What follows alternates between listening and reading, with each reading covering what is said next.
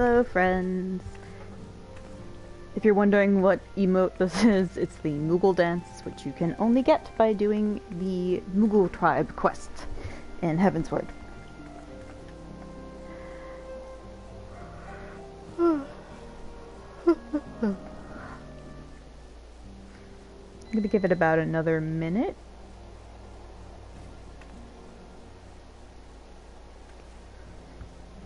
So instead I shall...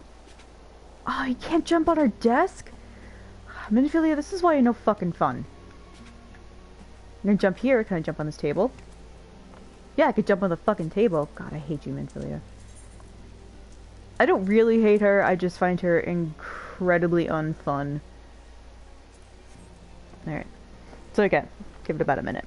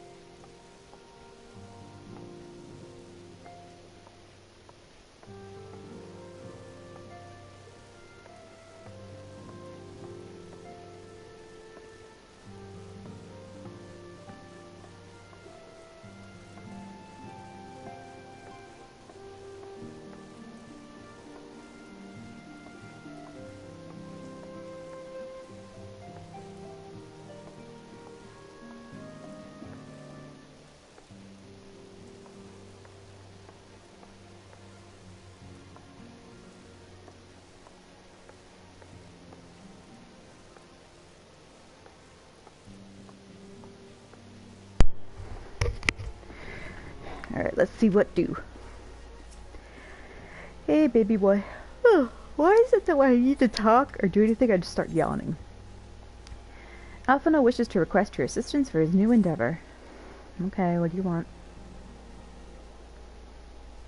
Pray forgive me if I tread over old ground, but I would first speak of the grand plan. Uh-oh.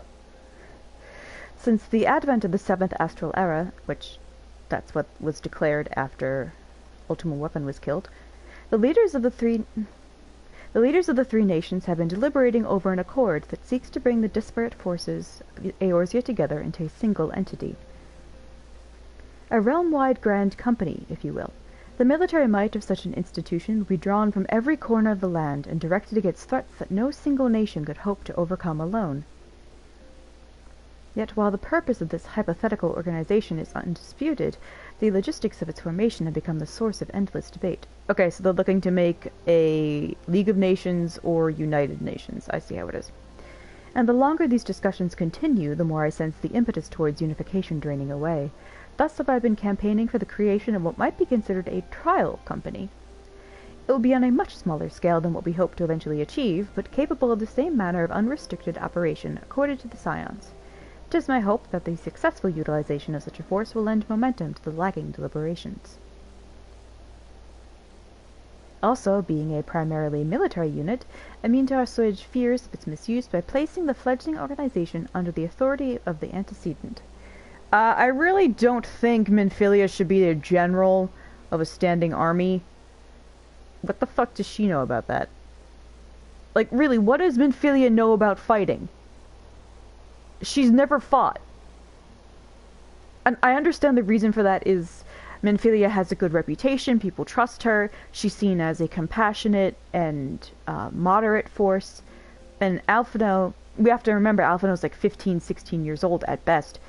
He's, while as incredibly intelligent as he is, what does he know about forming this type of company? He's granted a significant amount of, not leeway, but influence in terms of diplomacy and being an emissary / almost an ambassador.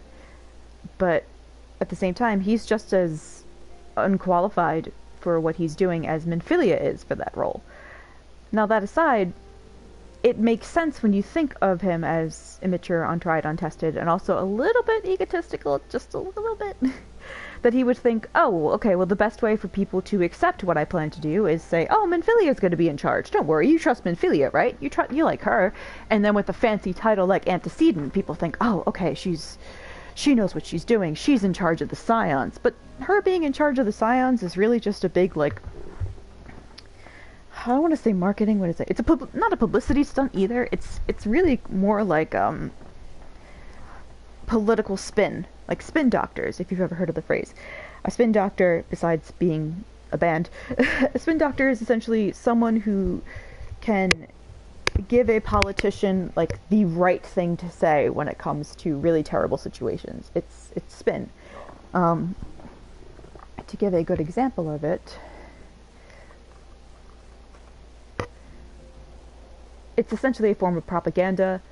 It's you provide biased interpretation of events to influence public opinions. Now, let's see.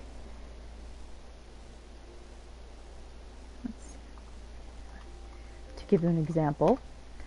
To give you an example based on what was said in game, back in Realm Reborn, when there were those speeches given to remember those who died in the calamity, most of it was just a rallying cry for how great the individual nations were and how they have everything under control and their history speaks for itself and that they'll never be made weak or fall again, and has very little to do with the people who died.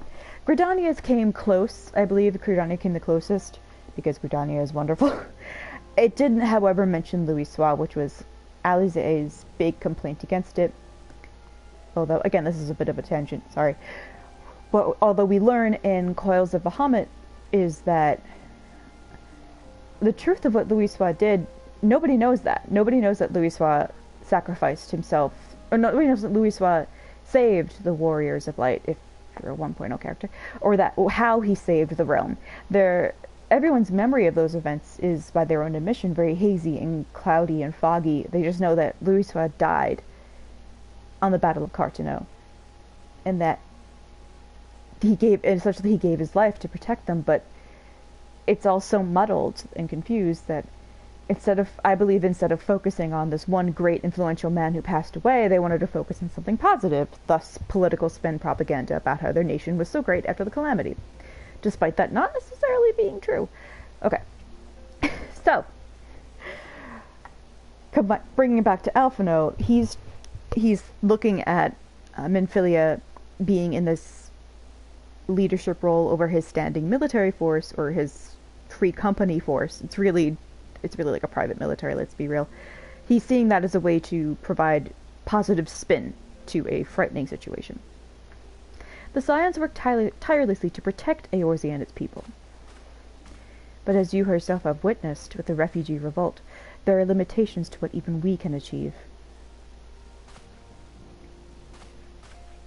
With this new company under the Scion's command, however, we will be capable of responding to a wider range of difficulties without straining our resources or overtaxing your formidable talents.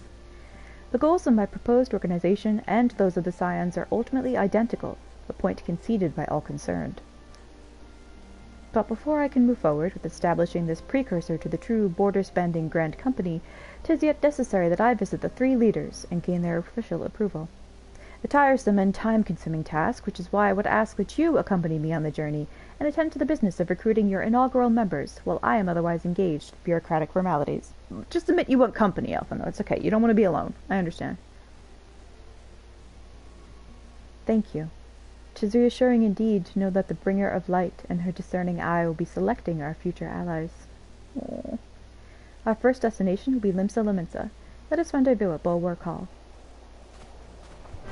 And lest we forget, Alphinaud says that it was us, that he wants to be as capable and strong as we are. Strong not necessarily in a physical sense, but strong of will, strong of heart, of ambition, and determination. And he wants to be able to do that too. He looks up to us in a lot of ways. And as incredibly sweet as that is, it's also very risky in terms of how high he's reaching. and how high his ambitions are.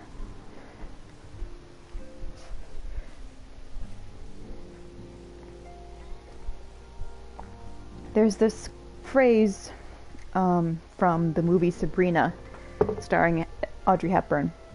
It wasn't coined in this movie, it's just used often in the movie, which is "don't reach for the moon." And, well, obviously it means, like, don't reach for the moon, like, don't aim your sights so high for something you can never have. And what Alphinaud's doing right now is reaching for the moon.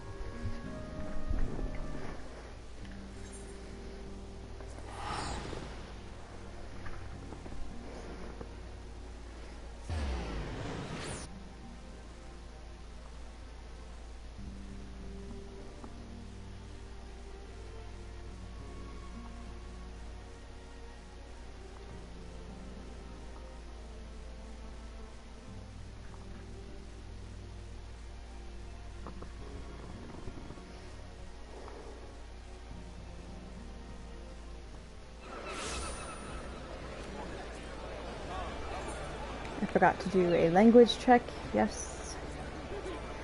Let me adjust the master volume. I think it was too high last time. But this seems to be a good volume for it. And again, I changed the draw effect so that very few people show up. And then also, PS4 finds it just a bit daunting to stream and load people in at the same time. It's okay, PS4 Chan, you're trying. Ah, there you are. I am ready to ascend to the bridge and speak with Admiral Bluffisvin. While the Admiral and I are finalizing promissory boundaries and sending parchments, I would have you begin the recruitment process in earnest. I have, of course, endeavored to spread the word of our organization through various channels, but I believe a personal approach will reach many who may otherwise remain ignorant of the opportunity. As for potential members, 'tis of no matter should they already be pledged to the institution, only that they are willing to lend their strength when the situation demands it. So mercenaries. And needn't range into the countryside. The upper decks alone are populated with sufficient candidates to suit our purpose. Once you are satisfied with your recruiting efforts, meet me at the airship ticket counter that we may prepare for the next leg of our journey. Alright, already you're risking a lot, Alphinaud. Because mercenaries are beholden to no one. They're just one step to the side of an adventurer who has to sign up with a guild and is essentially just an official mercenary that can be held accountable. Oh, baby boy. His heart is in the right place, I understand that, but that's also really dangerous because not only does he risk a lot, he's also risking a lot of emotional damage, let's just say. And if it seems as if I'm kind of going overboard about defending Alphinaud, or at least presenting arguments for the bad decisions that he's going to make and is making, it's because a lot of streamers I've noticed of this game, mostly men, I haven't yet found female streamers of the game that are going through it for the first time, or don't already do like late game, end game content, which I'm not really, like raids and stuff, which I'm not very interested in watching. I think there is one lady streamer, but I forget her name. I'll have to get that.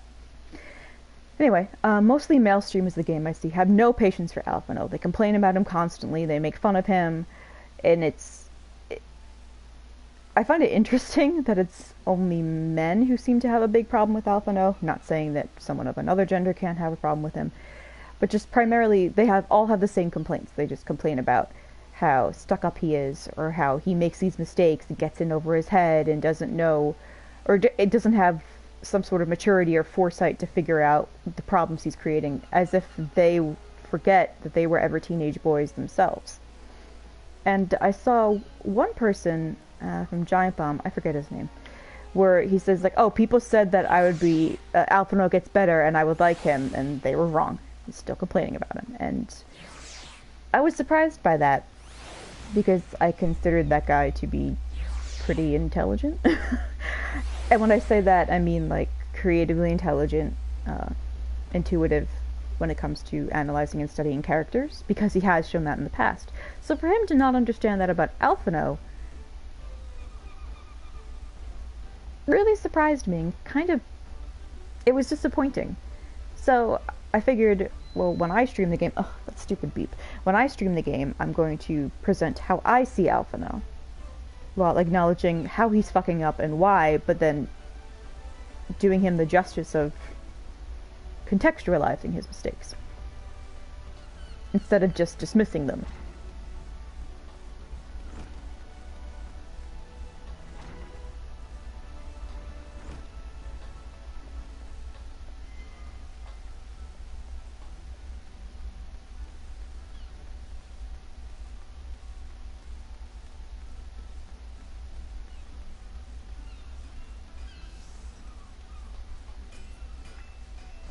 A precursor to United Eorzean Grant Company? Again, like the United Nations. While I do admire the scope of your ambition, my responsibilities here at Naldik and Vimelis keep me close to the forge. I have not the time to be traipsing hither and yon across the realm. Should you require my skills as an armorer, however, I might be willing to accept some special commissions.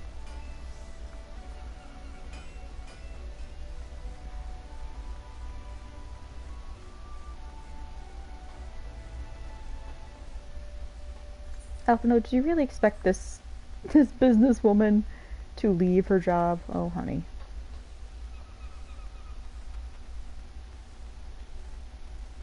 To be fair, he did.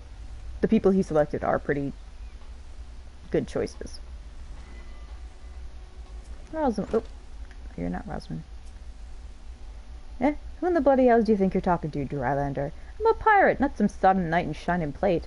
If you're looking for a self-righteous fop, try knocking on that dandy Carvelane's door. Carvelane's really hot, okay? I could knock on his door, and he could knock on me? Whatever.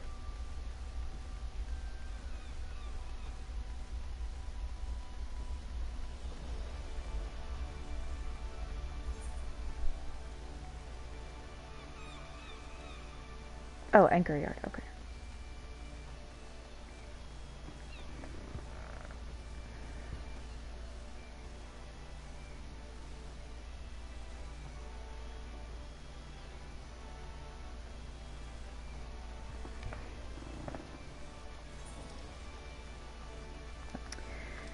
For some reason, the map in Limsa Lominsa, specifically the top floor, confuses the hell out of me to this day.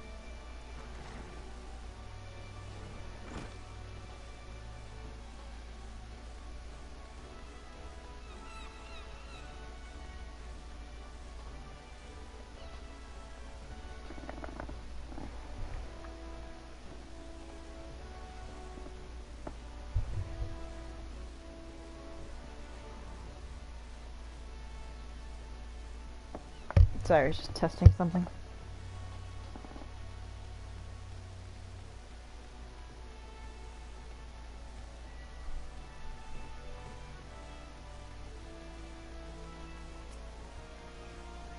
Well, if it ain't Eva, I'd not forget a venturer brave enough, or daft enough, to seek the shortcut into Titan's bedchamber. Excuse me.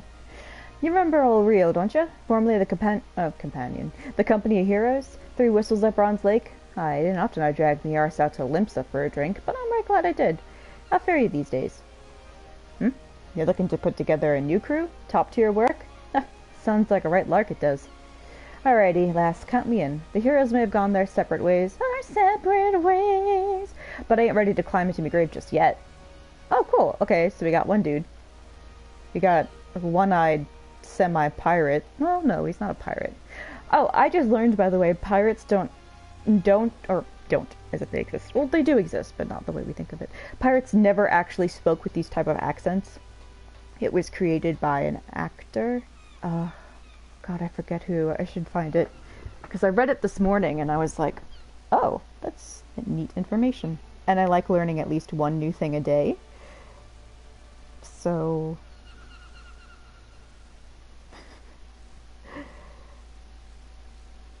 So that was the one thing I learned. Let's see.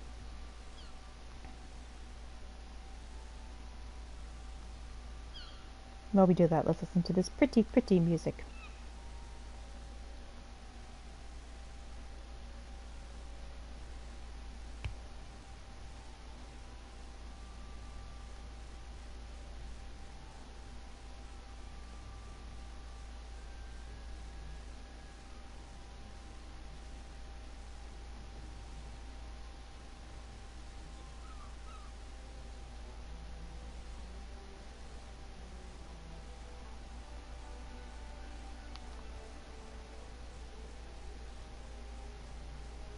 Yes, this is absolutely necessary.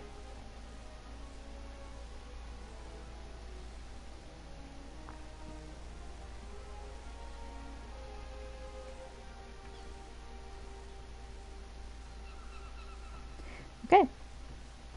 Robert Newton, from the 1950 Disney film Treasure Island, invented it. And he did so by exaggerating his natural accent, which was a what is it? What accent did he have?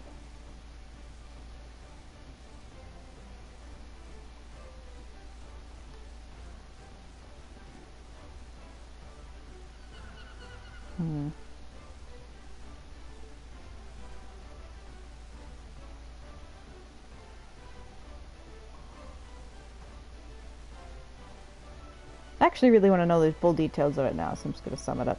It also makes me happy to look at all this pirate speech here in Limsa and be like, all y'all are just faking it.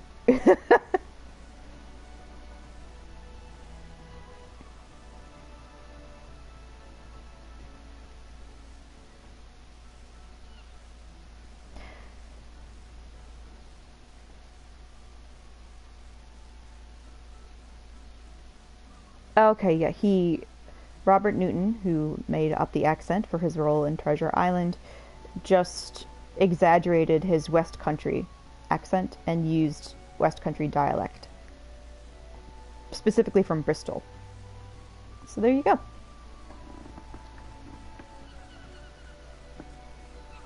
So next time you hear someone talk like a pirate, it'd be like, oh, talk like a pirate day, yar, and be like, just know that in your heart it was invented for a Disney movie.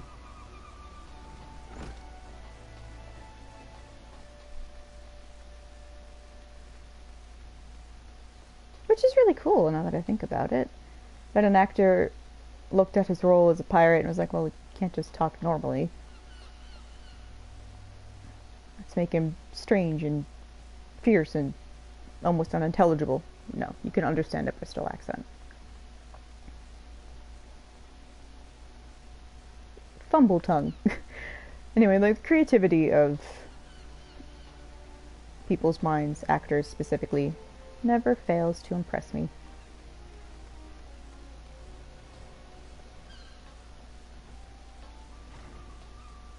Ooh, we do get to talk to Carvalane. God, he's so hot. We too hear his voice in Stormbringers. Stormbringers? Stormblood. It's just, oh. Oh, it's so good. Hello up there. An organization with the freedom to operate with territorial impunity. I must say, your organization, or excuse me, your proposal intrigues me. But the Krakens well know that there is a time to act and a time to watch. And I'm afraid this trial company of yours falls into the latter category. So it's like my favorite song by the Byrds, To Everything a Season.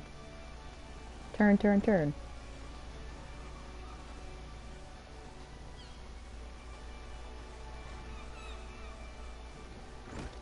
Yeah, let's ask the man who's in charge of... He's the commissioner of the Yellow Jackets, basically. He's the one who watches over the cops here in Limsa. Yeah, let's ask him to abandon his post and work for us. Master Alphina's new organization. Yes, I had heard the formation of this trial company was in the offing. 'Tis with regret, however, that I must decline your invitation. As commander of the Yellow Jackets, the protection of Limsa Lominsta must needs receive my full attention.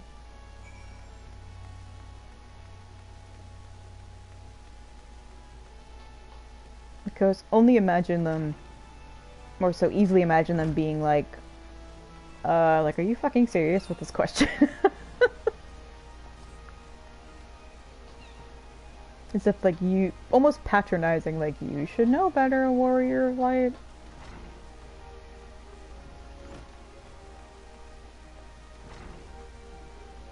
set in stod, instead of trying to go around collecting army men for Alphino's playset.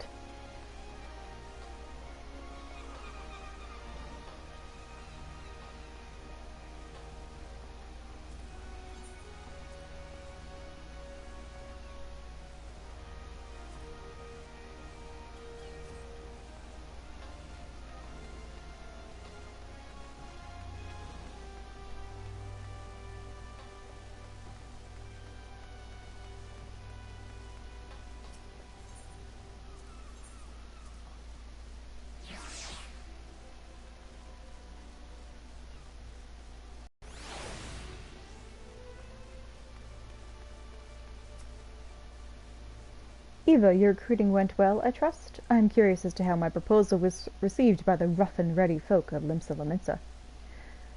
Ah, a member of the legendary company of heroes indicated his interest? Astonishing. I knew enlisting your aid was the right choice. Few could boast the acquaintance of such an elusive character. I like he's not addressing the fact that only one of them wanted to do it. I, too, was successful in my task. The Admiral consented to sign all the documents requiring her approval. I can only hope that my visit with the Elder Seedseer proceeds as smoothly. Pray continue on to Gridania at your own pace. I shall await your arrival at Nofika's altar. No.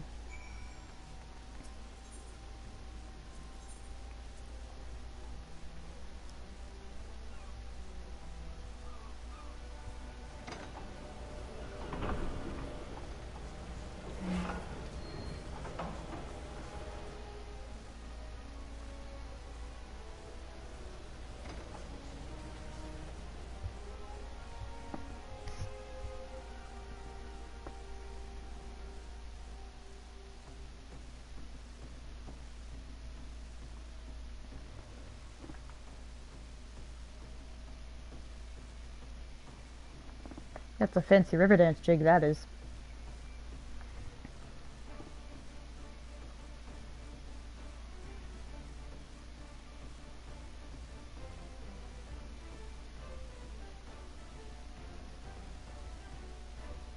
Oh dear. There we go. Me mama. That's me mama. Just like there was a meme desu in old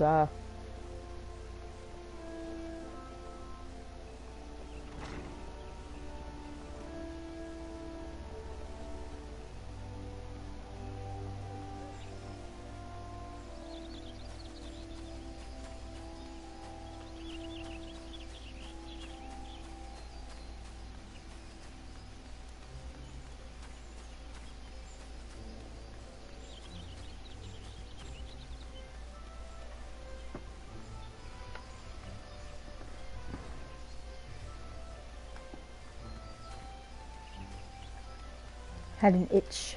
My apologies.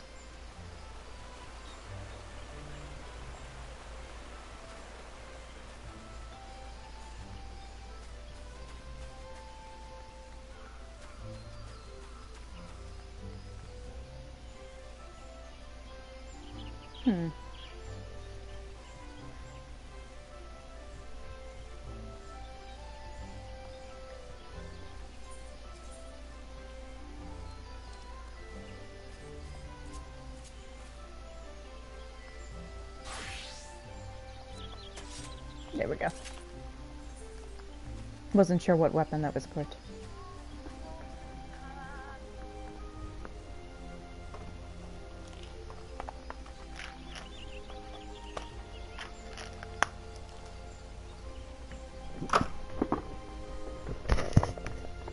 Knocking everything around, I apologize.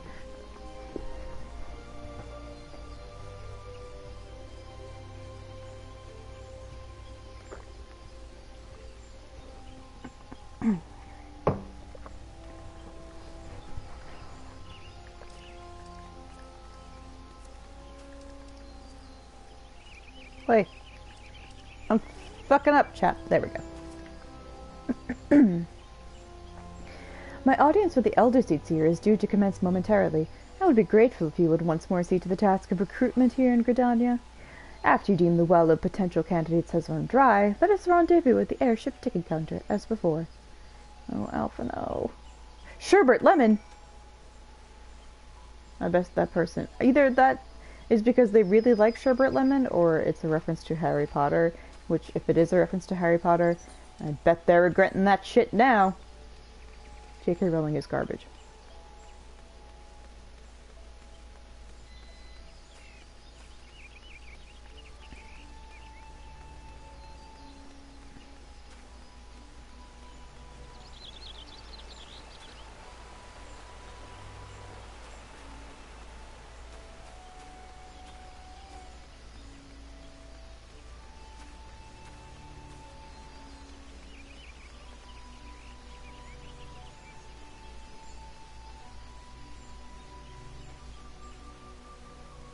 Laurentius?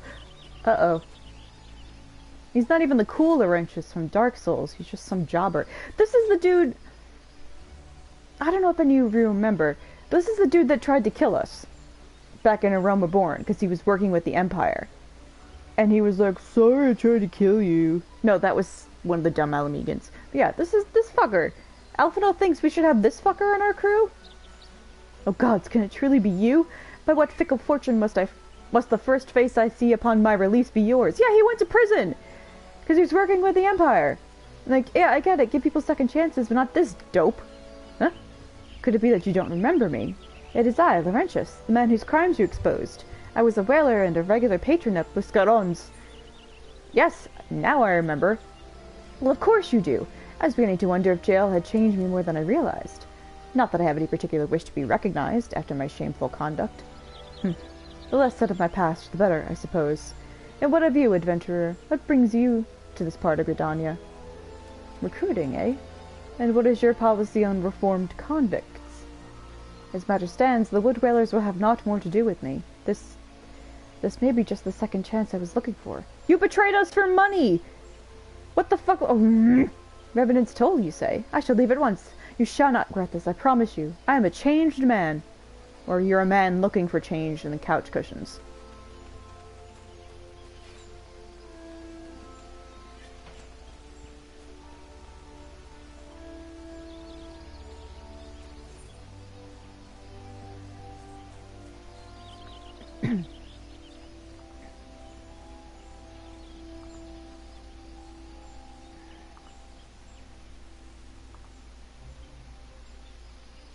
Ah, hells.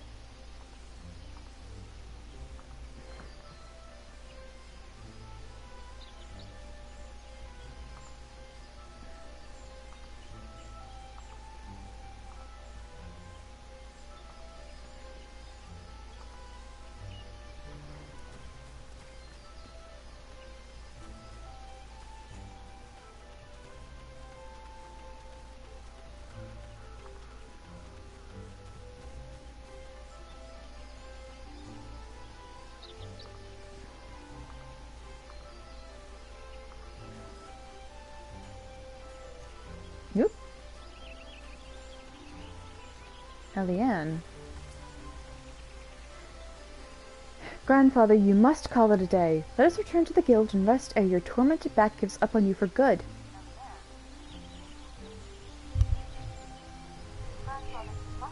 Oh, sorry, I was like, what the fuck? But I just forgot to mute my stream, because after I refreshed it. I'm terribly sorry, we were just... Oh, Eva, isn't it? It has been some time since our paths crossed outside of Copperbell Mines. Why, you are barely more than a novice adventurer then, but look how far you've come. Mother Mion tells me 'twas you who felled the fearsome black wolf. And now you seek stout-hearted souls to fill the ranks of a new order. Well, your cause is undoubtedly just, and my old companion here will be much relieved to see me in good hands. Yes, I'll do it.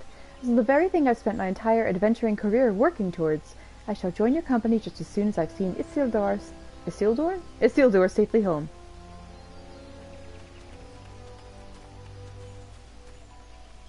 It's probably Isildur, but I'm gonna make it the Lord of the Rings reference.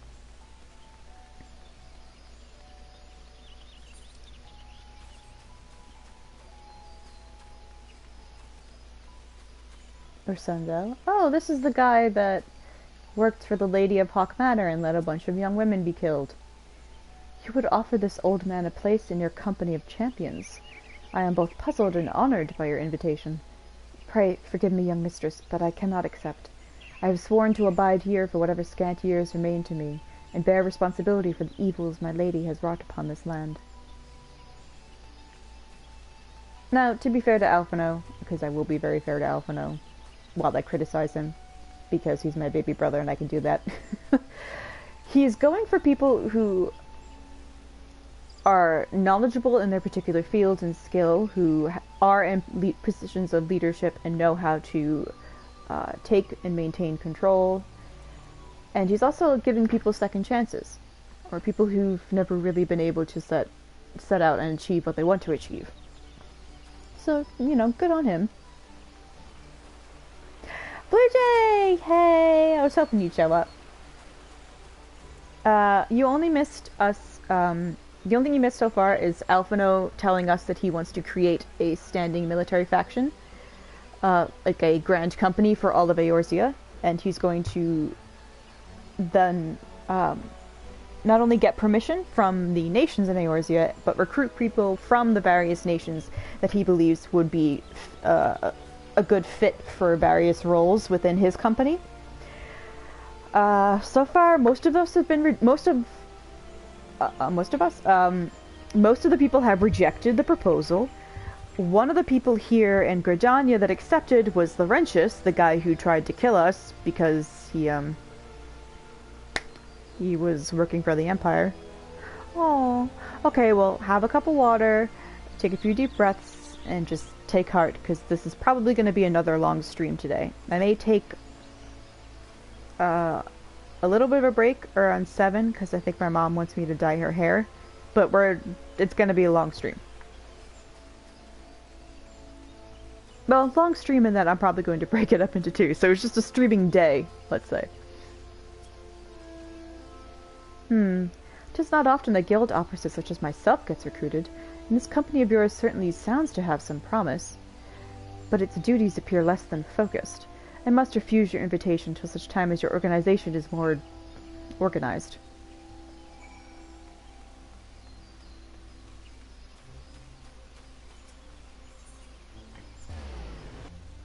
No problem, Blue Jay.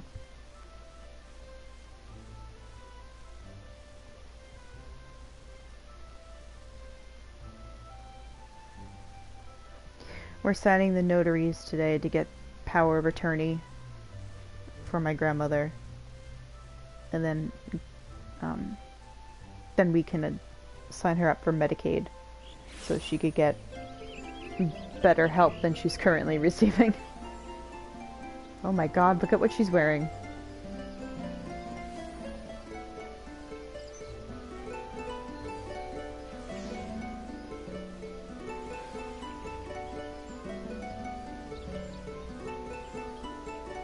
I feel like I know this song.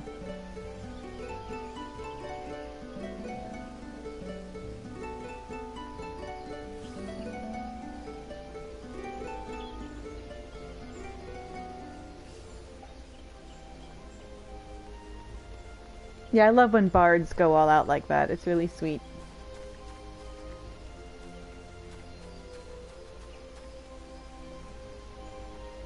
I once kept running into a bard named Keanu Reeves, and they would remember me and they would bow to me politely or blow me kisses whenever I ran into them for their performances.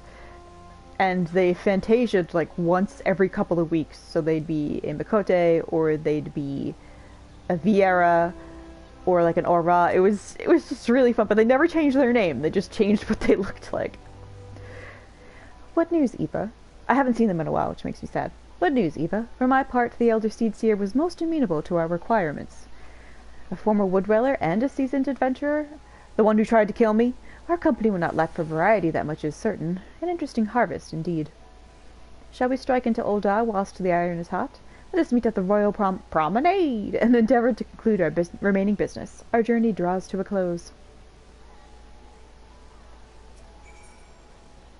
Oh, another thing about Alphino's plan here for this Eorzean Grand Company, with various recruits of possible ill repute, is he's like, oh, I'm gonna say that Minfilia is in charge, so people won't be worried about us being in power, or who's going to be empowered. Like, people trust Minfilia, right?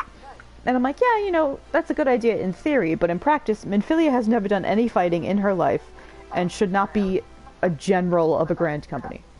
Like, what the fuck does she know about anything? I say that with love in my heart for Minfilia.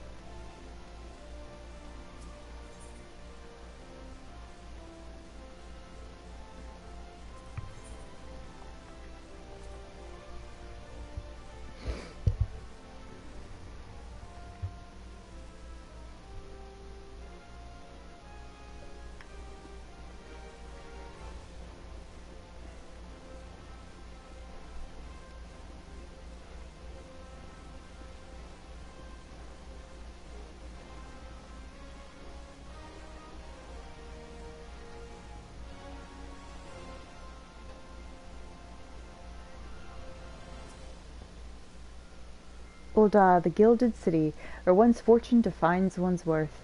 I hope some manner of fortune is with us, and that this final leg proves as successful as the previous two. Might I suggest ascending to the lower level before beginning your recruitment efforts? I do not think the Sultana would take kindly to us poaching from her personal guard. Let us meet back here at the promenade when our respective tasks are complete. Good hunting, Eva. Yeah, you know, the Sultana's personal guard, the Sultan Sworn, are a bunch of dumb jobbers anyway. I don't think she would mind.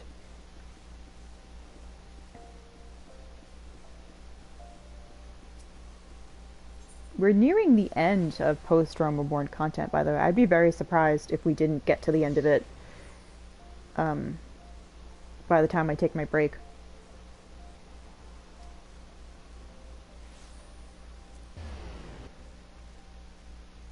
Which means Heavensward is soon. Although, unfortunately, before Heavensward, I think I need to do the Crystal Tower raid series storyline, because that's very important for Shadowbringers. And I don't want to wait till Shadowbringers to do it, because the transition from the end of Stormblood into Shadowbringers is so dramatic that I don't want anything to interrupt it. So I'm trying to think of the best time to do that.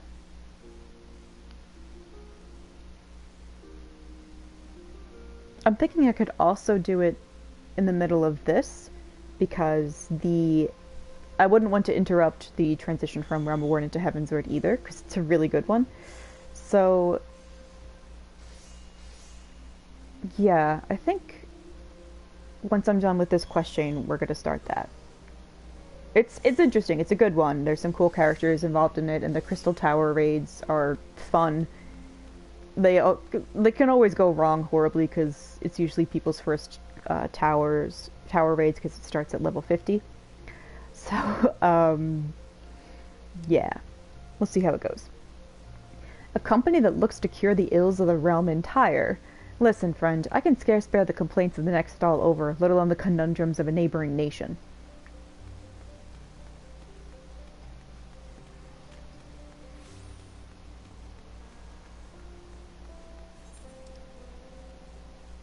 Where am I fast again?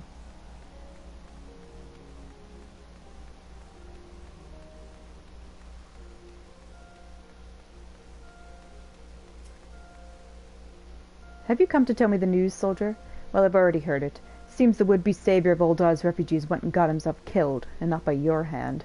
He was just as much a pawn as the hapless cast-offs he sought to deceive. Eh? That's not why you're here? Aye, you'd be surprised if rumors drift down to Pearl Lane. I know of this glorious new company of yours, and just how far I'd go to avoid getting involved with it. Whispers on the street say your organization is funded by corrupt coin, by syndicate money. If you think you're recruiting for a just cause, then you're a bigger fool than I took you for. Alright, so that's some interesting good information. Alphado is taking money from the Syndicate. The Syndicate are the people, are part of the people in power in Ul'dah, who owe allegiance only to the fact that they want to make money, so they only owe allegiance to themselves. Taleji Adeleji, that guy who wants to create, Jeff Bezos, who wants to make a nation for himself over a nuke. I can't believe I have to say that sentence. He's, I mean, I would compare it to someone else, but I don't even want to say his name. He's part of the Syndicate. as well as the refugee-hating Lord Lolorito Dorito. So Alphino taking money from them is a bit... It feels like shortcuts. He's making a lot of shortcuts towards an ambitious goal. To quote Amanda Palmer, though I don't really want to quote Amanda Palmer because I don't like her. I like her music. I liked her music. I don't like her. All of my blind ambition left me deaf with perfect vision. Oh, what a happy coincidence! Do you remember me, perchance? I'm Orson of the Church of Saint Adama Landama. Abdullah Ablongada. Thank you again for your timely rescue. And I must also thank you for preventing that fraudulent priest from preying on dry bones less fortunate. A most upsetting business. Are you here with your companion? Thancred, was it? Oh God, I wish I were. Ah, 'tis new companions you seek then. Your proposed organization sounds a powerful force for good, but my place is at the church with the children. Nevertheless, I wish you well in this undertaking.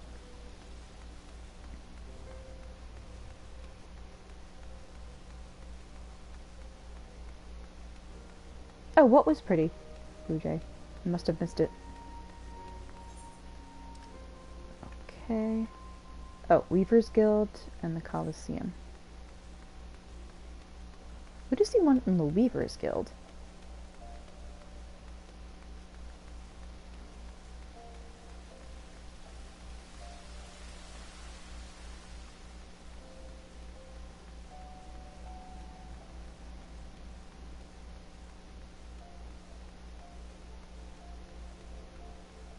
Oh, the outfit the bard wore.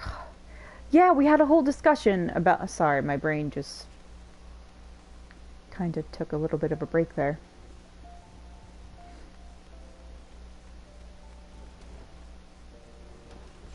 Oh, this lady? I'm sorry, you wish to recruit me? Is this some new-fashioned manner of propositioning a lady? Well, I'm afraid you're wasting your time. This lady is already spoken for. Good day to you, miss. Now, the Warrior of Light doesn't even bother to correct her. She's just like, okay, I got turned down. I'm not gonna push it. Just... It's like I'm humoring Alphino with all of this. It's probably gonna go tits up and fail, and then he's gonna learn something, so I don't have to try that hard. Oh, if only.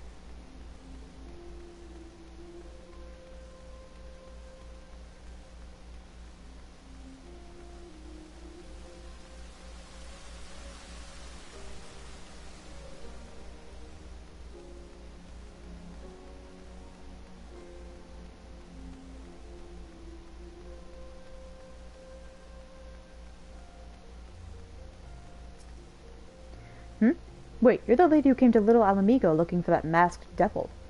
Who knows what might have happened if you hadn't. I'd probably be dead and a whole lot more of my friends besides. We were such fools. Hey, this is another guy who tried to kill me! Any road, that disaster really got me thinking. About our homeland and about the outsider who saved us from ourselves.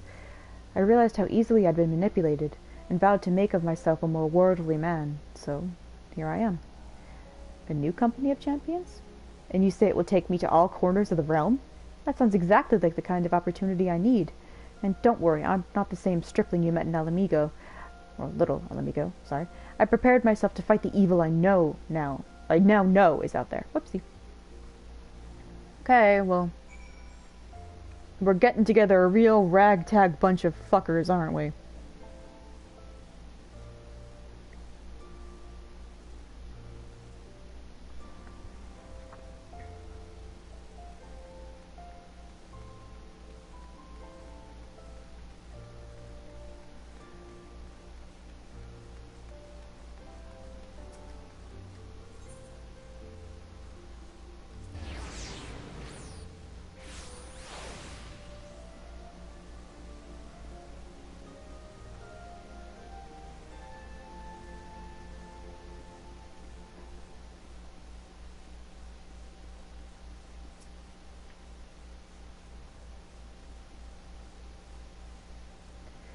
How fared you, Eva? What hidden gems did the streets of Ul'dah offer up to your unrelenting gaze? That. A single Alamigan youth? Well, you've certainly given us an admirable start, even if our ranks are yet somewhat thin. In these troubled years following the calamity, talk of Eorzea's salvation must seem akin to grasping at clouds. But there are those who have risen to the challenge nonetheless, and the hope that inspires these people was born in no small part from the victories you yourself have won. Oh, Alphino. Thank you, Eva. I will not squander the precious gift you have placed into my keeping. These recruits will become the foundation of a new beginning. Okay, if you say so. And yes, we are free to begin.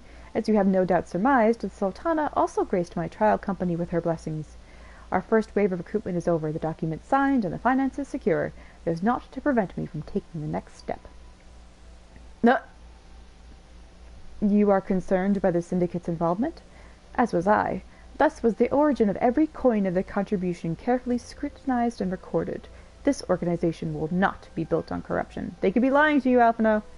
Naturally, I would prefer not to rely upon outside sources at all, but even my family's substantial coffers cannot sustain a venture of this magnitude. And as for the rumors and doubts surrounding this enterprise, well, such things shall plague us until the company has had a chance to prove its worth. It will not be an easy process, but we will earn people's trust one success at a time. Speaking of time, we should not waste more of it. Or we should waste no more of it, rather. Let us return to the Rising Stones and lay the first stone for united Eorzea. That's good, actually. That's where the Crystal Tower raid begins, so that's a good place to go.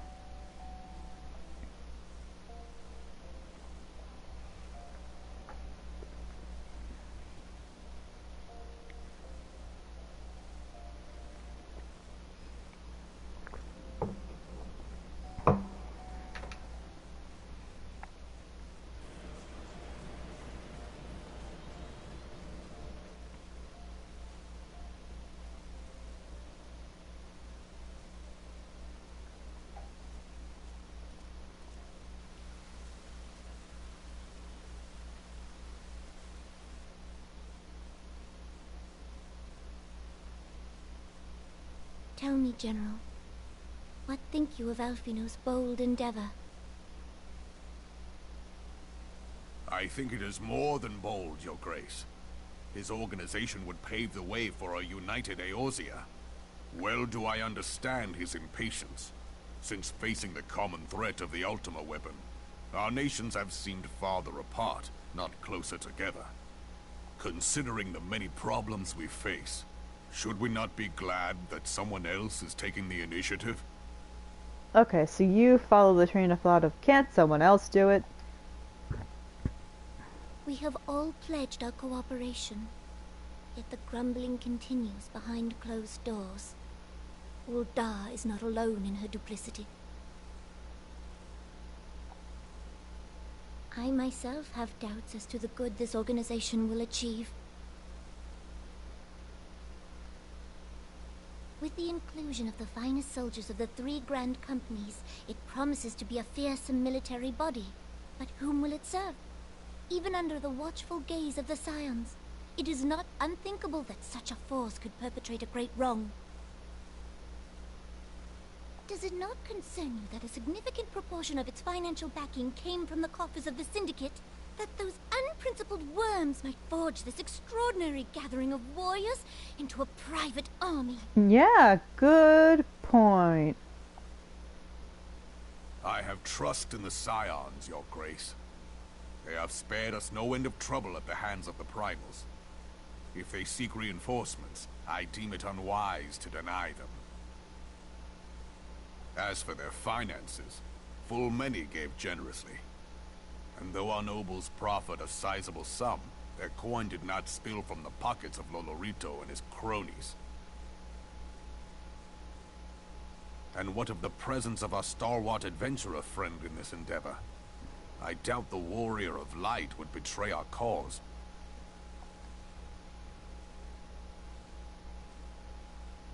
Yes, there is that, I suppose. Yet I have known people to change. Whether we will or no, the events of the age hurl us this way and that, like a dust devil skipping across the sands.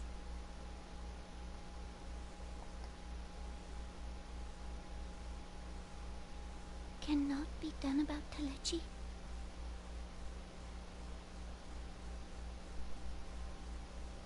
I have explored all avenues available to us, Your Grace. But as Ul'Dan law now stands, we lack the evidence to convict him of any crime. To arrest him on spurious grounds would only play into his hands.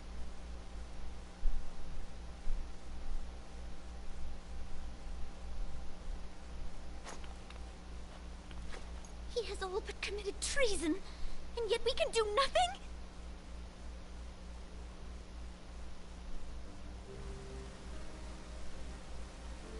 Then what good our government?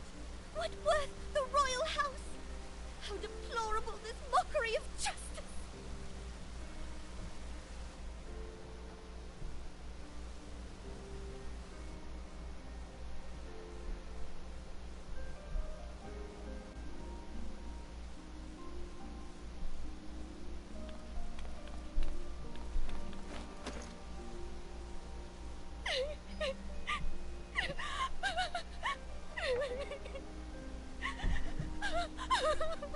Have faith, Your Grace. It is not over.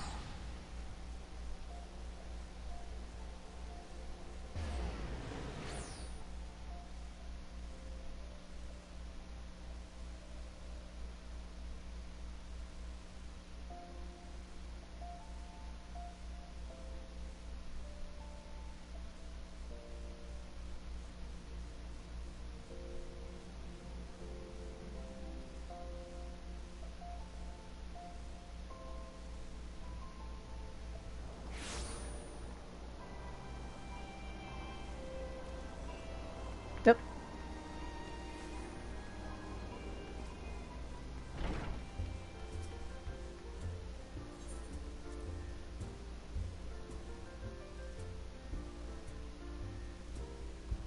Oh, while doing the astrologian quest on my alt, I was taught that just as there are 7 hells, there are 7 heavens. And the 7th house of heaven isn't one that Charlian or any astrologian ever bonds with or connects with or attunes themselves to, because that's where you go after you die. Or that's where they believe souls go. Temporarily, anyway. Well, hold on.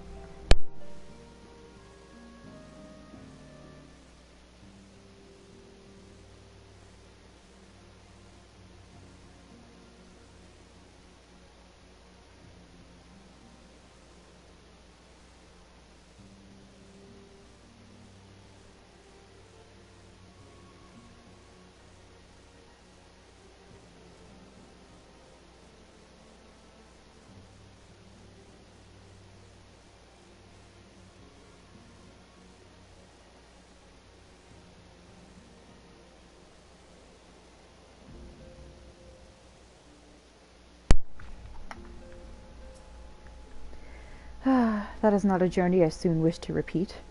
But I cannot pause to rest. The culmination of all our effort is at hand. I must see the preparations for the inaugural ceremony. Thank you for allowing me to monopolize your services, Eva. I am certain the antecedent will be relieved to see you free for other duties.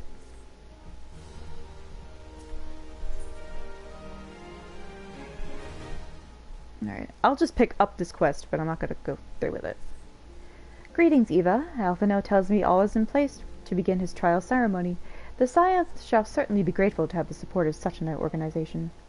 The inaugural ceremony is set to take place here at the Rising Stones. Tatsudu is cooperating with Alphino to see that it is all in readiness, so I'm afraid the recruits themselves have been left to their own devices for the time being. That's not good. Quite a number of new faces have arrived in Revenant's Toll of late, and I wonder if Slothborn might not find himself overwhelmed. Would you speak with him and see if there's aught he requires?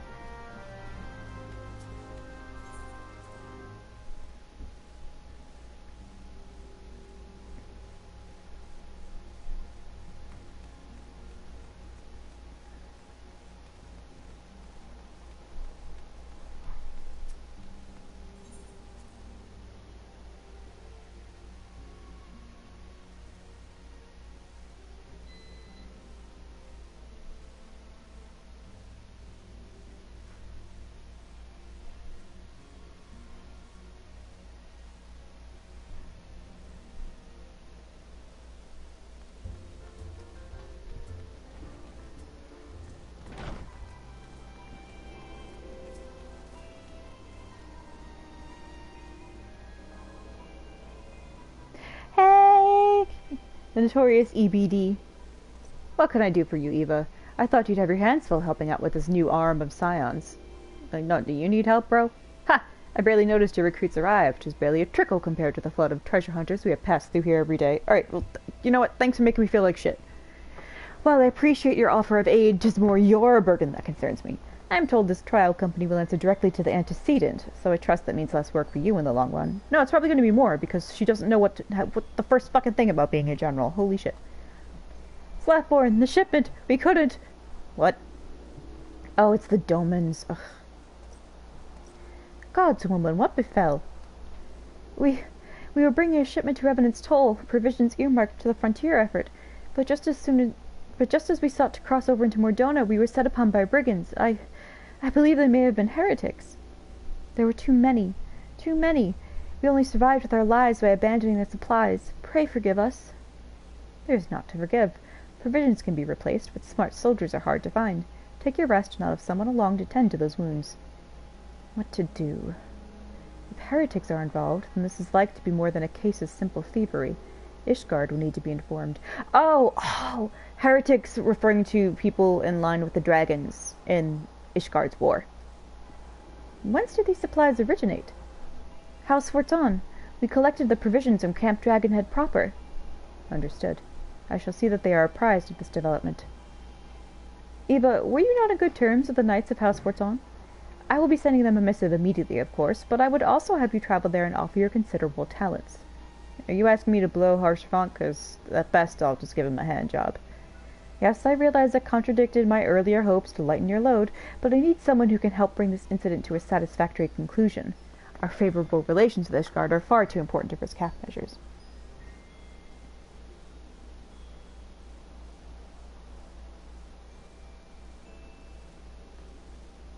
And I know I said I was going to do the Crystal Tower quest, but that can wait a little bit.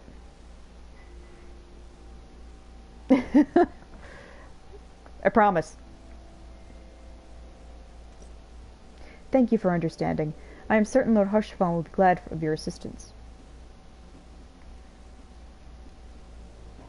Well, he was helping us. I don't even think we asked him to do that. I don't remember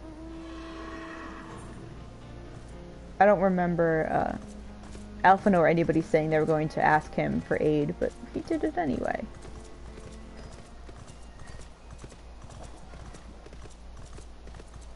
That's just what Harshafon's like. He's just a good guy. He was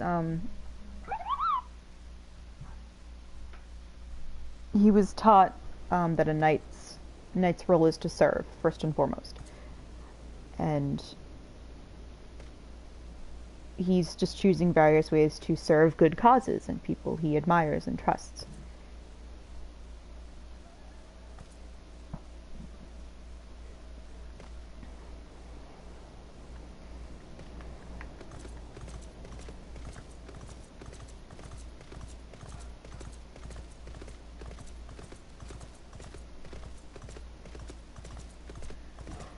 How far am I from Dragonhead?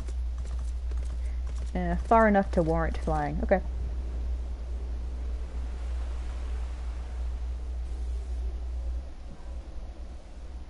Look, this is part of Dalamud. See all the frozen ancient Alec technology? That's creepy. And that's part of Dalamud too. I love seeing shards of it like gouged and carved into the landscape because it's like, oh, and there's Ishgard itself. Oh, look at that! They even made like golden lights in the windows because it's nighttime. Oh, that's so cool. Ah! Anyway.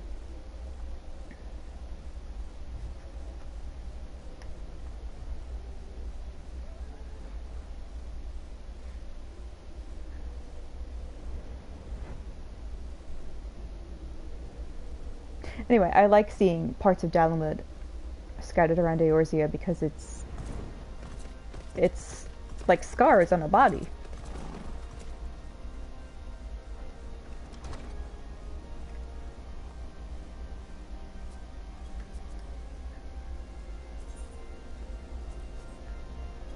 What do you got for me, Harshafont? Well, well, if it isn't my fine friend Eva Bartage. Would you care for a plate of roast caracal? Some mulled wine? No? I see you have not come into my hall merely to escape the biting cold. I was, in fact, on the verge of opening an urgent missive from Revenant's Toll, and I suspect the timing of your arrival is no coincidence.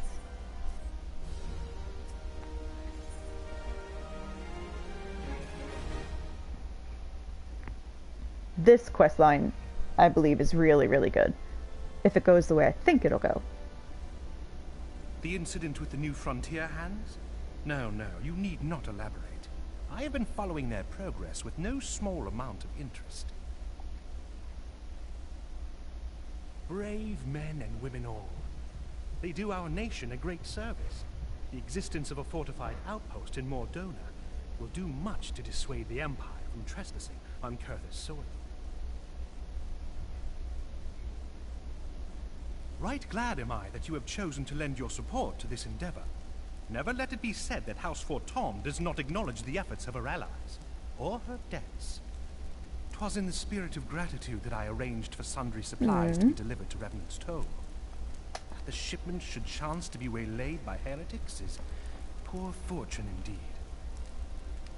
Poor fortune, I say, yet not without precedent.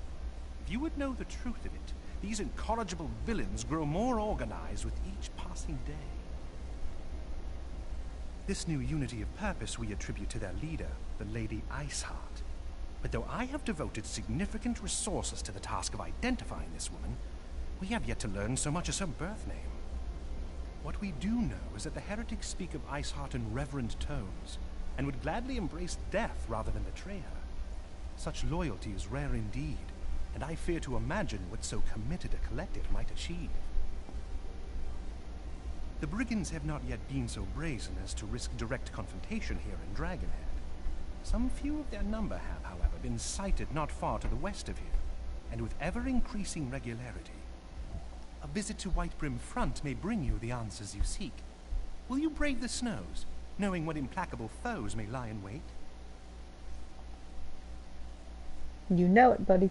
Hallone's blessings be upon you. Though I take no pride in the admission, many of mine own countrymen are not so well suited as you adventurers to dealing with such foes. Were they dragons, it might be otherwise. Truly, the blank stare and smile. You have done much for my house in the past, and I have no doubt but that I shall have cause to celebrate your deeds again ere long. Aw, thank you, Harshfa. Should you learn aught of value, pray return to me forthwith. A warm hearth and a warmer welcome shall be waiting for you. Aww.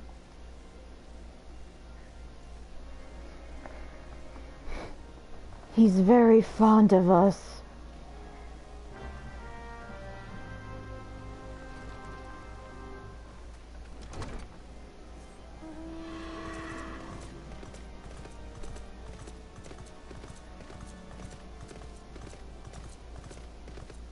Flushed emoji.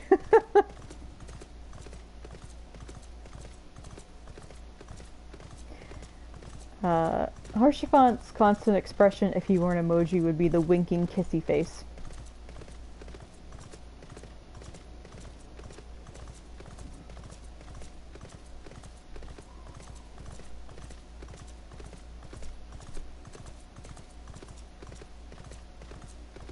If you're wondering why I don't fly, it's, as I've said before, I really like the sound of the hooves.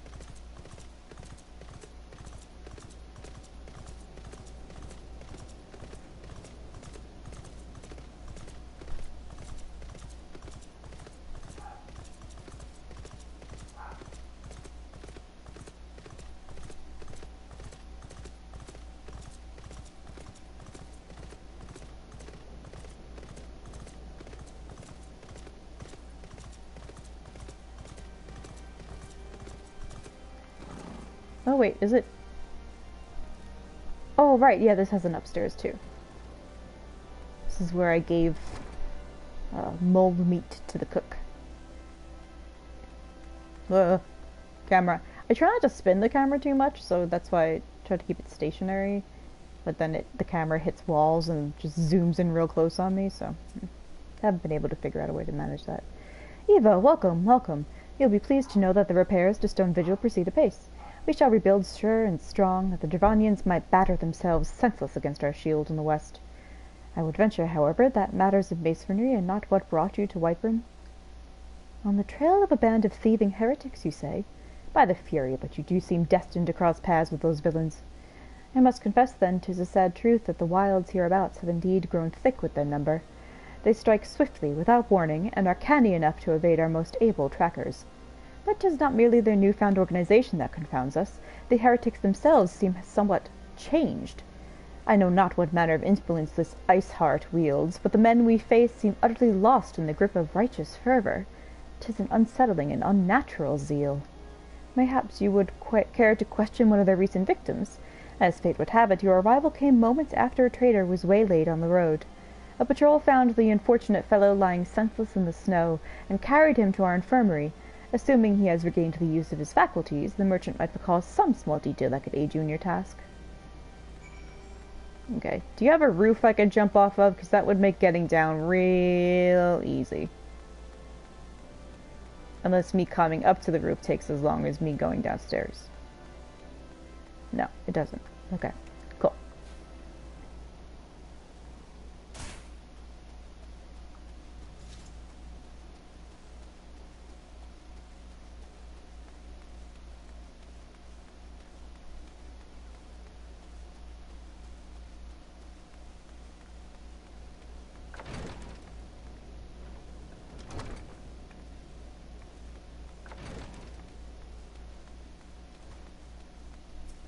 Hello. Tell you what happened? Why, yes, of course. I am quite recovered enough for that. Anything to help catch those cowardly Blackhearts. I was traveling my usual route to Whiteburn Front when a sudden blow sent me reeling. The next thing I knew I was on the ground, and several heretics were rifling through my cargo. Arms, armor, crystals. They were taking everything. 'Twas then that one of them noticed my bleary gaze, and stalked over to better acquaint my head with his mace. Before darkness claimed me, however, I distinctly heard the words, "Return to Snowcloak." I dare say that is where they were hauling my goods, but you'll not catch me rushing off in pursuit. They tell me 'twas a miracle I survived at all, and I'll not trust my thick skull to save me a second time. Okay, so the heretics congregate in a place called Snowcloak. I forgot I added this to my favorites.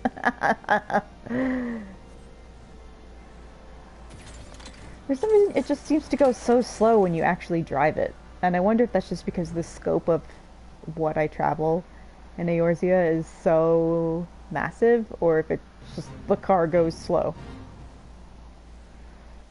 Oh, look at that! There's quests. I mean, there's fates and a quest. Wow. Never seen that before. Oh, right. I'm like, what am I? Come here, fuckers.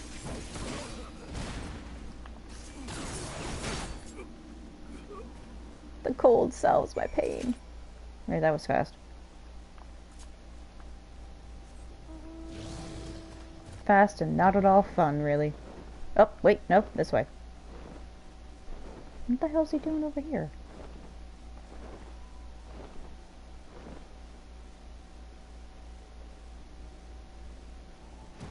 Why are you standing next to an enemy? Gah! Draw your weapon, Oh, wait, I recognized you, adventurer. You are come seeking heretics. Then we share a common purpose. We were on patrol when we chanced to cross one of their raiding parties, I almost said trading parties, and pursued them here. By rights we should have had quartered them in Servine, and yet they are gone, vanished, like icy wraiths. Wraiths, not wraiths.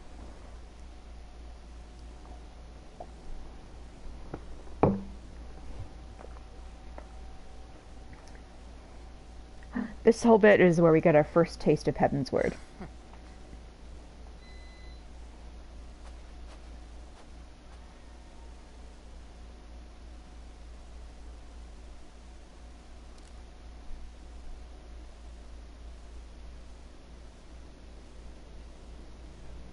Echo not working for you there, huh? You glimpsed a woman atop the cliff. Could it be Iceheart herself come to sneer at our folly? And to where did she disappear? The heretics must have discovered a passage through the frozen wall, some hidden tunnel that escaped our notice. We have not the men to risk further investigation. 'Twould be best we will return to Whitebrim Front and lay our suspicions before Lord Drillamon. I mean, I'm small, I could go through. I mean, I know a couple lalafell, I could push him through too. No one's gonna miss him. That would actually be a perfect way to get rid of Telegia out of Leggy. All you have to tell him is like, hey, I heard there's a key to some Allegan ruins over there. You wanna go? You wanna go check it out? And then you push him through, and then you crack on the rocks until they break and fall and crush him and he dies.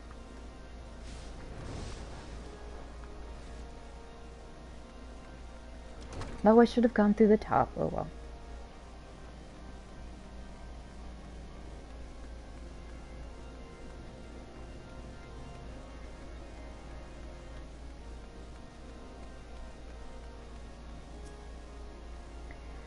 Eva, it appears I owe you my life thanks once again. Eva. The surviving knights spared no detail in their report. The men you found out near Snowcloak were some of my finest. Were some of my finest. That they should be bested so handily. I fear I have woefully underestimated the threat these heretics pose. While I understand you might balk at the notion, I must ask that you put aside your mission and consider the stolen provisions lost to us for now. 'Twould be ill-advised to blunder unprepared into what may well be the very lair of our enemy. Pray return to Dragonhead and inform Lord Horsefant of your discoveries. He will wish to plan contingencies of his own. As for Isart and her fanatics, the freezing heights of Snowcloak will not shield them from our justice for long. Okay.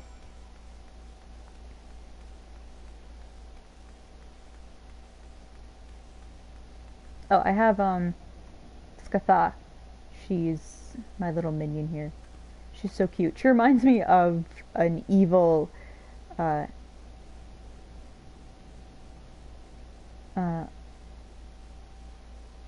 on Takamaki from Persona 5. She kind of looks like her too.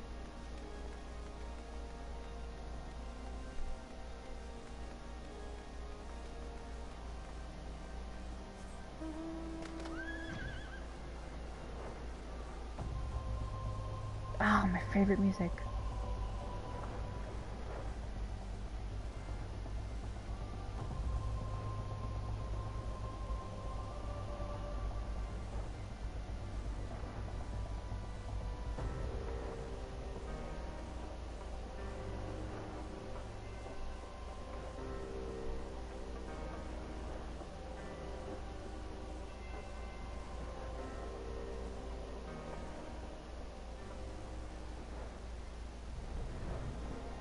Yep.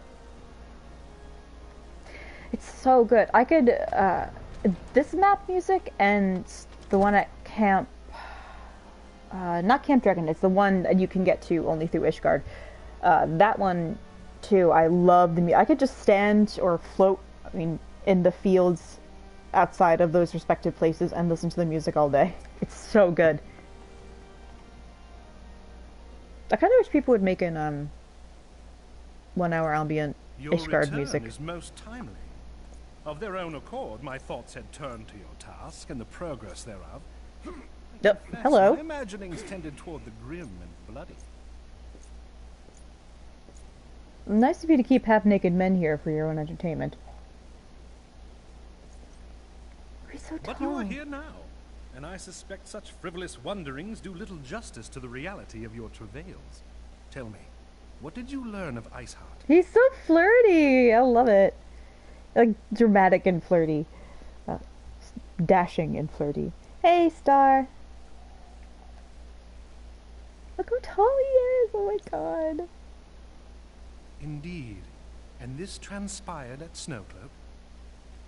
Of all the highlands, that towering wall has borne the worst of the region's brutal shift in climate. I love how he did that and then, like, kind of stood at attention with his back to us, and we're just like, what? It's just cute. So inhospitable has Snowcloak And again, the half-naked that men we that he have keeps still here. to survey the area in its entirety. Could its frozen heights conceal the heretics' hideaway? Mayhap a more robust reconnaissance effort is in order. Putting such considerations aside for the moment, we still know far too little of this Iceheart.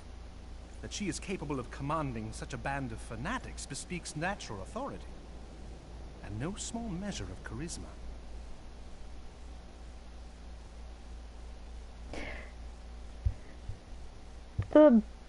The blocking, or I guess the animation chosen for this scene is really interesting. As much as I would like to fathom this mystery with you, the situation has grown beyond my personal purview. I am bound by duty to inform the Temple Knights and request that they bring this matter to its conclusion. Given the glowing reports the new commander has garnered thus far, I am certain that they can be relied upon to take appropriate action. Though Iceheart's true identity yet eludes us, you have provided us with a point from which to begin. Sometimes it takes but a single stone to prompt an avalanche. I'm sorry, I kind of zoned a bit. When he said commander, was he referring to the Temple Knights? Or us? I think he...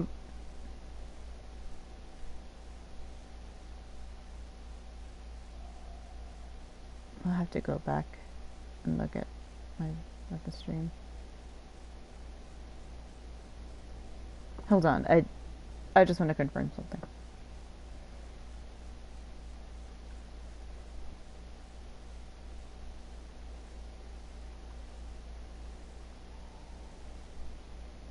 Yeah!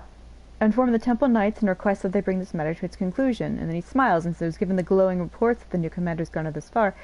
He's referring to Emmerich! The new commander of the Temple Knights is Sir Emmerich.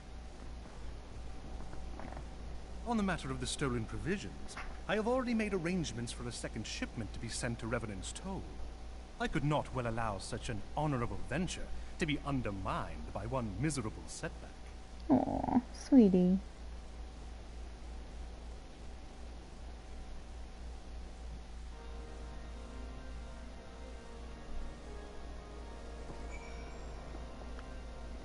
Anything else you want to say? Pray tell the frontier hands to fret not over stolen supplies. 'Tis but a pittance compared to the rewards we shall reap for having a solid stronghold in Mordona. Oh, thank you. I love the look on his face when he talks about Emmerich.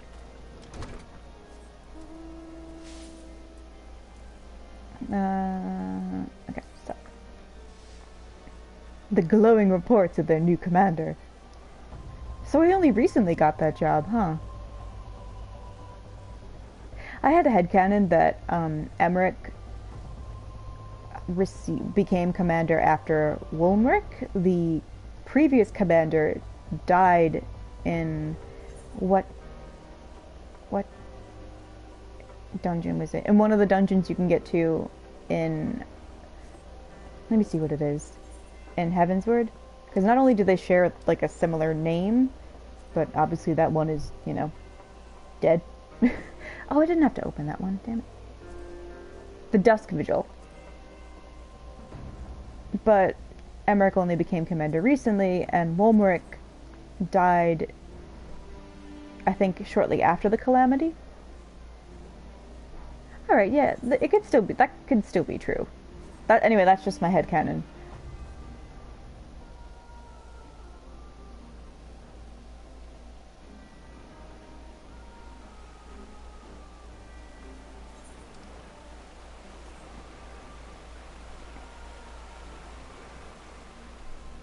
And don't really have much to base it on besides, like, their names are similar.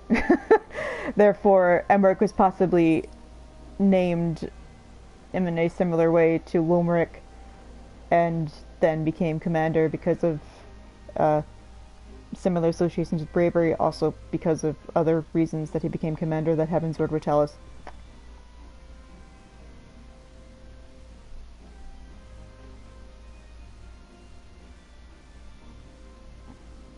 I just like to give myself any reason to think about Emmerich, okay?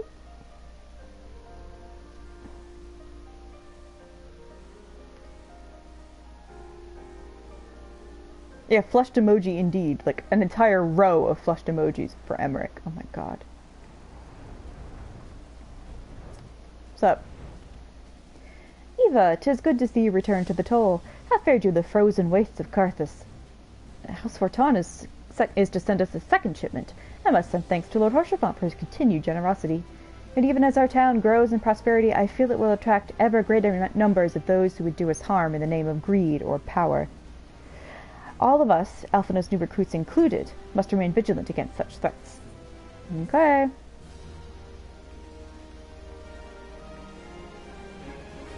Alright, I think it's time that I start the Crystal Tower raids. Because they're kind of long, and they're important, and I don't want to do them in between Realm Reborn and Heavensward, because I think that would completely disrupt the flow.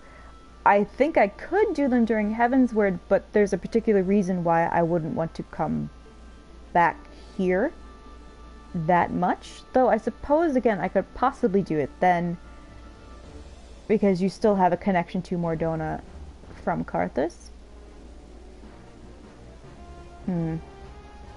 And this feels like a good place to take a break in the Eorzean Grand Company storyline.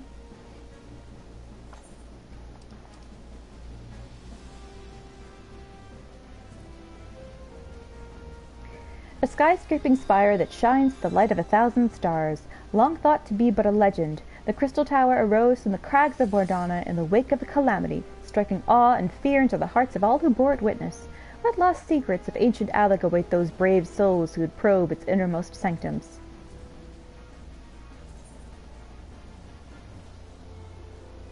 Ooh.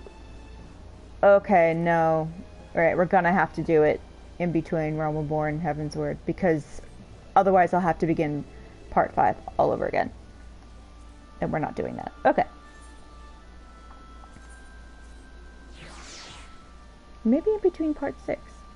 Part 5 and Part 6. There we go. Sleftborn has news on the progress of the inaugural ceremony. While you're away in Karthus, preparations for the ceremony were all but completed, although Tatruda seems somewhat flustered. Taken enough time, head inside.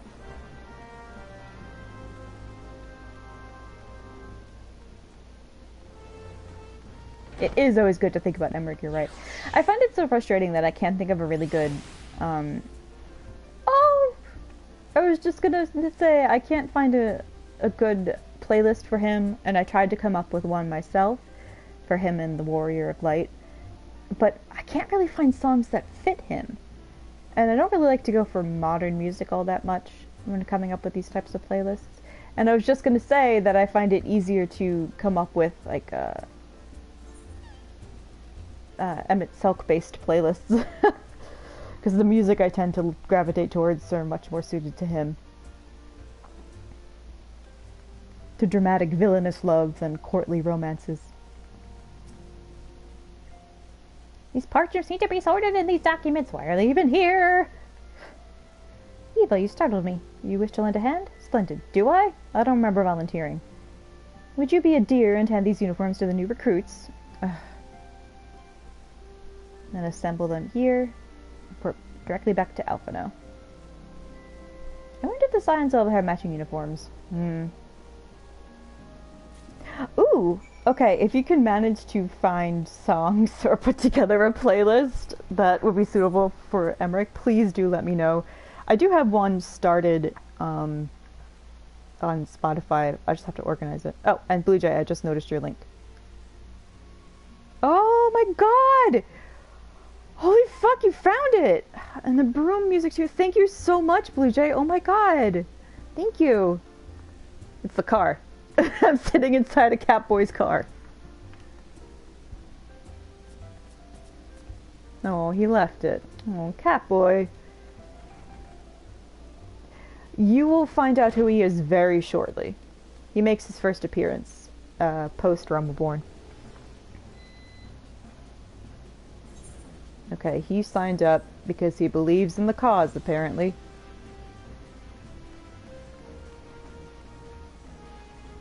Thank you! The notorious EBD. The artist currently known as EBD. Oh my god! I didn't... Yeah, I'm gonna use the car to drive up the step. No. I forgot how quirky it is. And I didn't expect it to show up in the roulette. Oh my god, camera!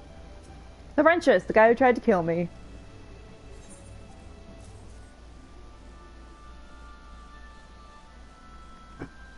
I'm never gonna let him live that down.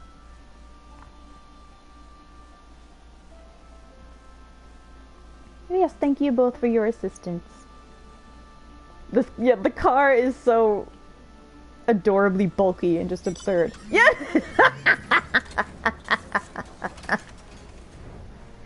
You know, I kind of want to drive it around more, don't I now?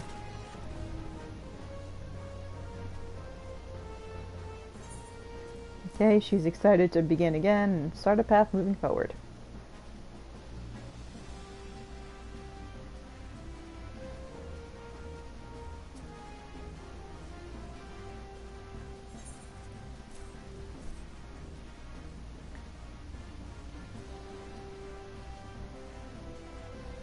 You know, Real is excited to wear it because he thinks he'll look dashing in it.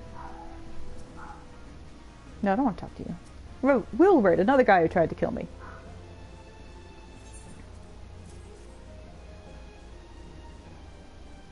He's never worn something so pretty. Hopefully he'll get used to it.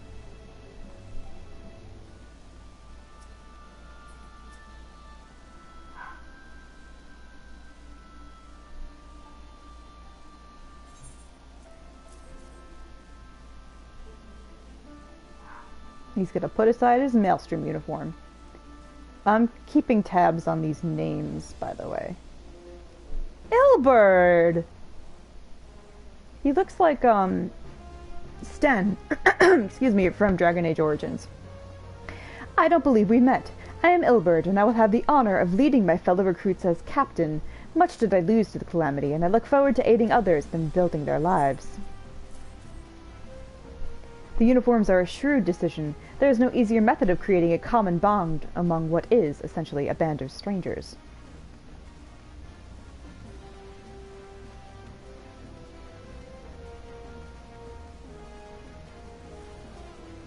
Is the other person up above me?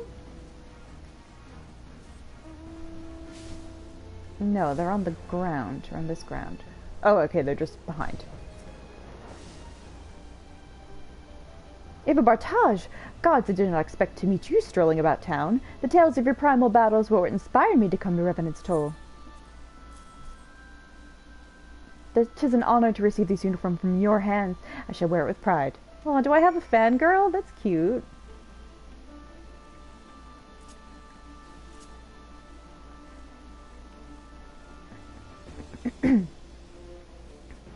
It's so rare to have a fangirl, considering so many men in this game want to smooch me. Which, that happens so often, it's really cute to see guys who play this game get crushes on the other guys. They're just like Asmongold had a really good line to think about how if you don't want to kiss Emmerich, you're homophobic. And Rich, I can't remember his last name, Rich, who's been playing the game for a while and having very deeply emotional reactions to it, it's like, I think I'm kind of gay. About Emmerich and a passing comment he made about Emmett Selk. I forget what he said about Catboy. Yes, Eva? Ah, Tatori mentioned you were handing out the new uniforms. I assume you've met the rest of the recruits? Yeah, he is completely right. I agree, EBD. Some few answered the call to arms put forth through the established grand companies and such. Not yet an army, as much a small corps of elite warriors can achieve. I thought of a name for a company. 'Tis my hope that it shall soon be known across the breadth of Eorzea. The moment of truth draws near, Eva. It sure does. Rich has the biggest brain, even though he's a lalafell.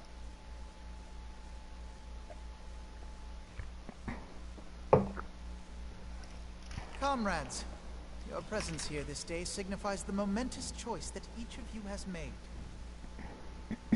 With your strength now pledged to the scions of the Seventh Dawn, you are beholden to no single nation. You stand as the vanguard for a united Eorzea.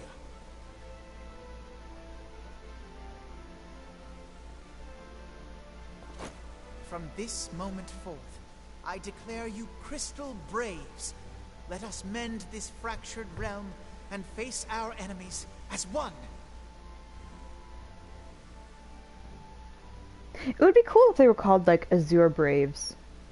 Blue Braves, not so much. Azure, Crystal Braves, I understand. It's such a it's such a boyish thing to name them. Like he's got an army set, and he's like, I'm gonna name them the Crystal Braves. Oh. Whether it be the beastmen and their primals, Racist. or the conflict in Carteneau, it is plain that the nations of Eorzea cannot solve the problems which plague the realm. Thus, does it fall to some few heroic souls to succeed where they have failed? Oh. Okay. I know people make fun of the name Crystal Braves, as they have a right to. Blue Ball Braves. Exactly, Sinke. But, one of the common phrases that people say, especially to you, the Warrior of Light, is, may you walk in the light of the crystal, which, I think the equivalent we would have here if you're Christian is God keep you, or God bless you. So the idea is, since the mother crystal is Heidelin, I think crystal is like a shorthand for that. Alphinaud is referring to the blessing of the crystal and to be people who are brave, who are also blessed. And it's obvious he's taking us as inspiration for it. He's said as much, that he admires us and wants to be as ambitious as we are. So, excuse me. So even this silly little name, he's thinking of us. The Jesus team, yeah, God Squad. Come, take your place at the Scion's side as guardians of Eorzea, and together we shall fight for the freedom of all! For the freedom of all!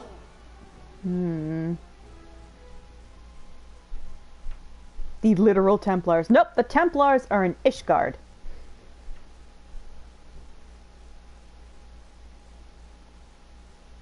Or Kirkwall, depending on what you played first. A rousing speech, Alphinaud. Or should I say, Crystal Brave Commander Leveilleur? Please, Antecedent. The title is honorary. I shall not be leading the troops into battle, as it were. Neither will you, though I don't know why you're in charge of it. We are of the same purpose. Let us join hands and do what must be done to save this land. The Scions stand ready.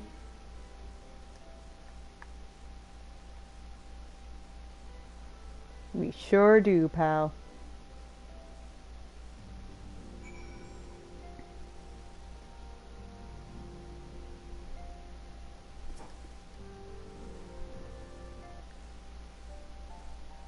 I'm eager to see what the Crystal Braves might accomplish. This shall prove an interesting time indeed for the Scions. Yes, I'm listening. So our worst fears are confirmed. The entire Isle.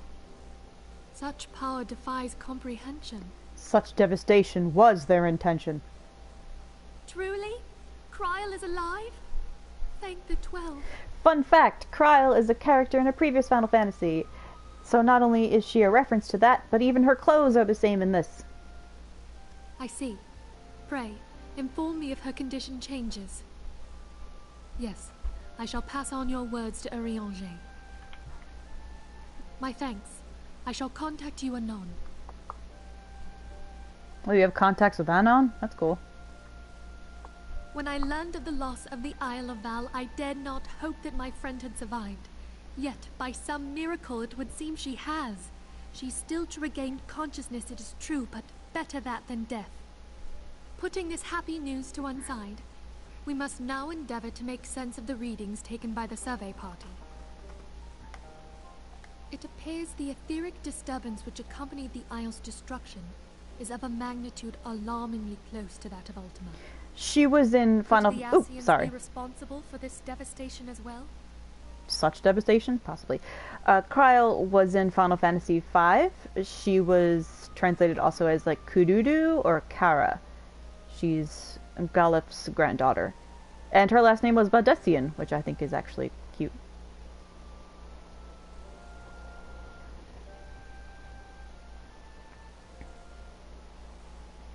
I wonder, have you heard aught from the Mother Crystal since the battle with the Garleans?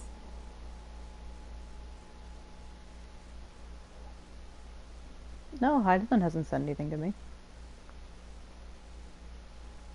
Then she speaks to neither one of us.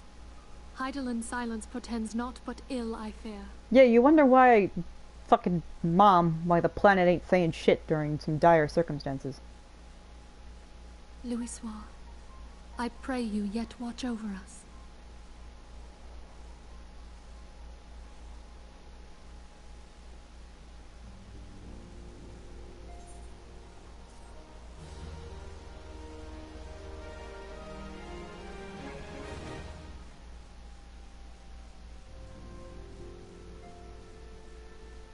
End of part 5? No. Damn it. Ooh, okay, I'm not gonna complain about this though.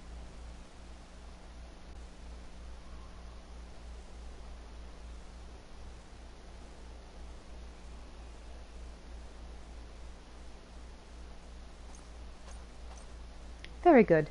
See that the provisions are prepared for transport. Let us hope that this shipment is spared the fate of the last. He's advised to stand on the cliff, sir. That's very risky. Oh, he was probably just watching it and they came to talk to him.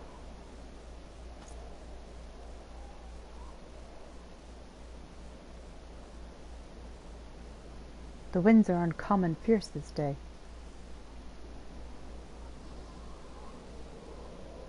Is this then Orlando?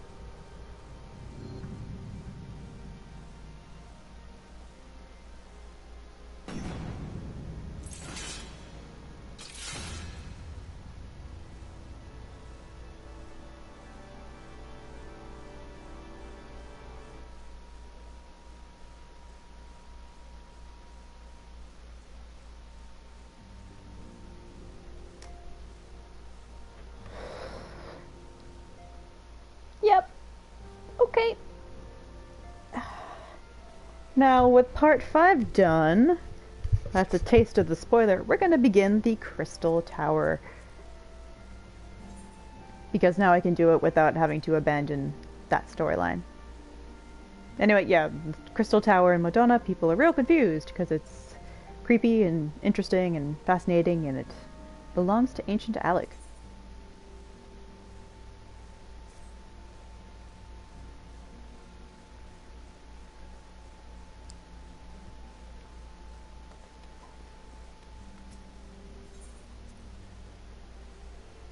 This one isn't as voiced as things have been, because I think it comes early. I can't remember which patch it came out in, but it comes earlier than the rest. And the closer we get to Heavensward, the more it's voiced, which is nice.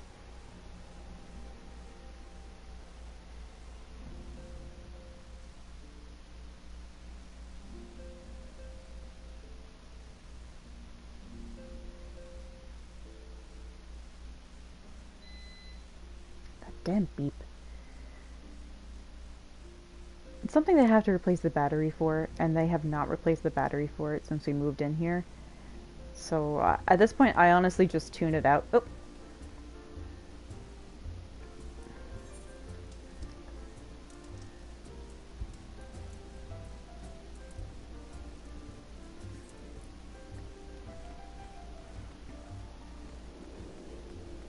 Outlandish man! Gee, look at this tall guy with stubble and a propensity for red and black. I wonder who he could be. An oddly garbed man visiting Revenant's Toll has some information which might be of interest to an experienced adventurer. Do I know you? Ah, unless I am very much mistaken, you are the famed adventurer who bested the Garlean Empire's general, are you not? The great Eva Bartage herself. Amazing! And more than a little serendipitous.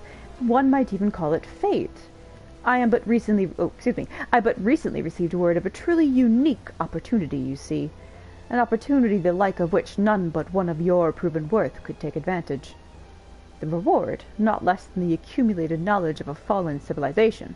The risk, a single misstep could cost you your life. But what is a little danger to a storied hero such as you? A woman with absolute confidence in her own abilities stands to profit handsomely from this venture. No, I crave no recompense from my part in bringing this opportunity to your attention. The historic discoveries you shall make will be reward enough, I assure you. Who could it be now? If my words have fanned the flames of your curiosity, then I bid you seek a man by the name of Rambros at St. Coinac's Find. It is he who stands at the doorway to untold marvels, awaiting the arrival of a champion bold enough to march across the threshold. You certainly have a lot to say about very little, which is basically, hey, you interested in this shit? Okay, well, if you are, then go here.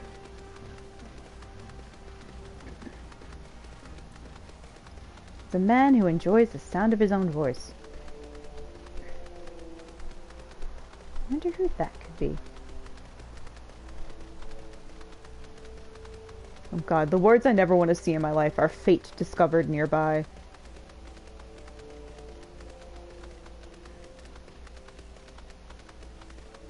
Ah, sorry. God damn it, no! Okay.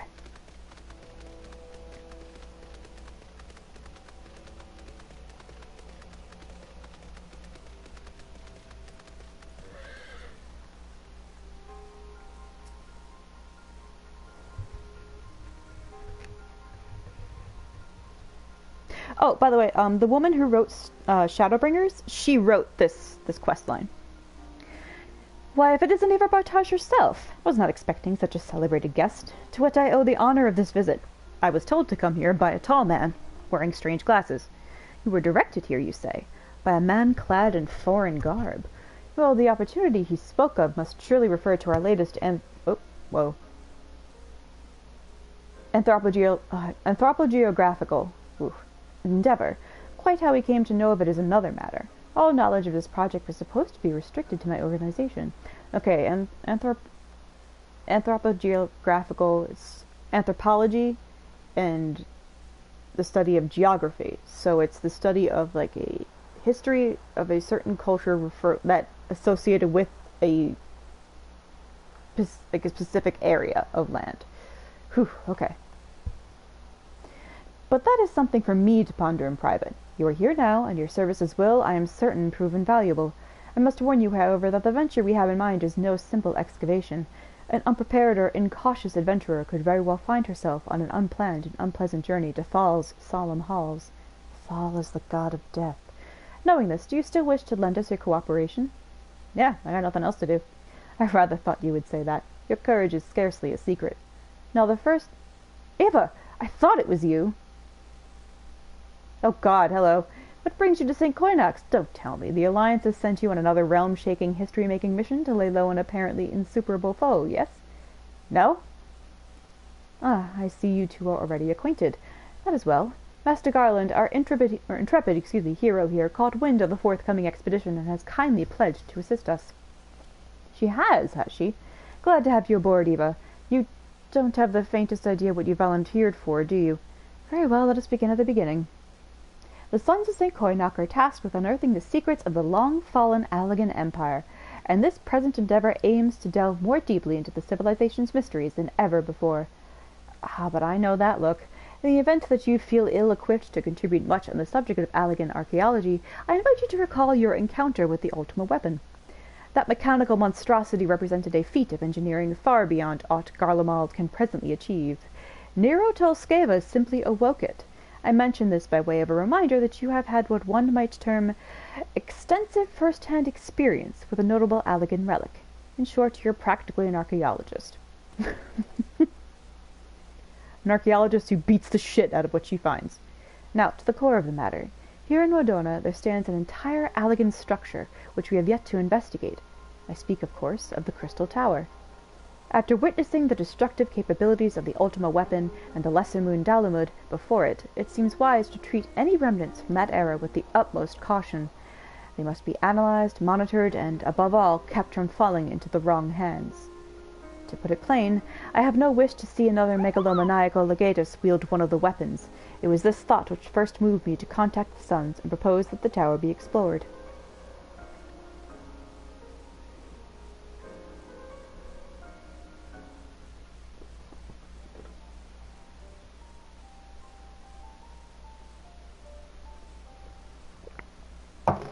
Hey, those are Pokemon starter colors.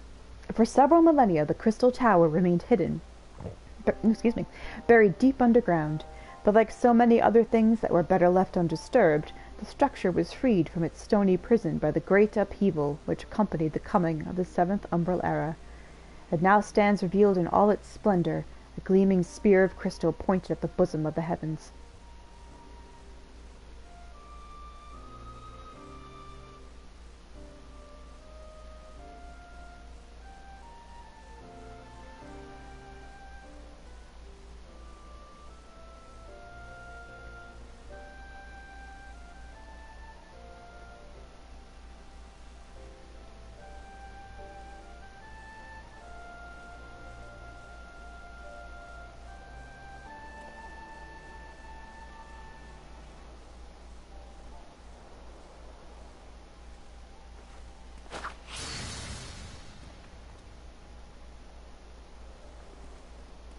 We believe the tower to be the repository of much of the ancients' wisdom.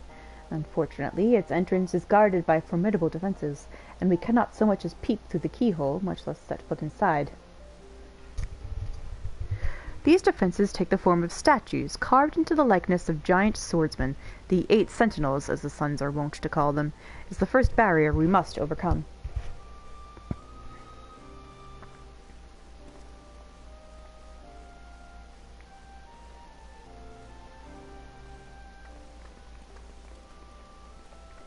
Why not simply fly over them in an airship, you ask?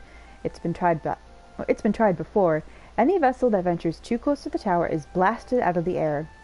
We either destroy those statues, or the front door is forever beyond our reach. You're welcome, Sinkei. Thanks for hanging out.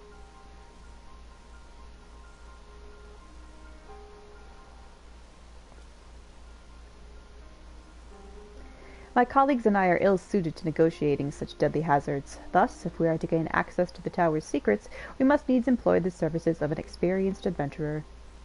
It would be difficult and dangerous, Eva, but I can think of no finer woman for the task. Okay, cool. If I didn't know better, I'd say you had a taste for these deadly escapades. I look forward to working with you again. There is much and more to be done before we can begin the expedition proper. Take some time to prepare yourself, and I shall explain the challenges that lie ahead. Now I'm fucking ready, bro. Let's go. Our first objective is to reach the entrance to the Crystal Tower. As I previously mentioned, however, that will prove no easy task. The entrance is guarded by powerful defense mechanisms, each utilizing one of the 4 elements of fire, water, wind, or earth.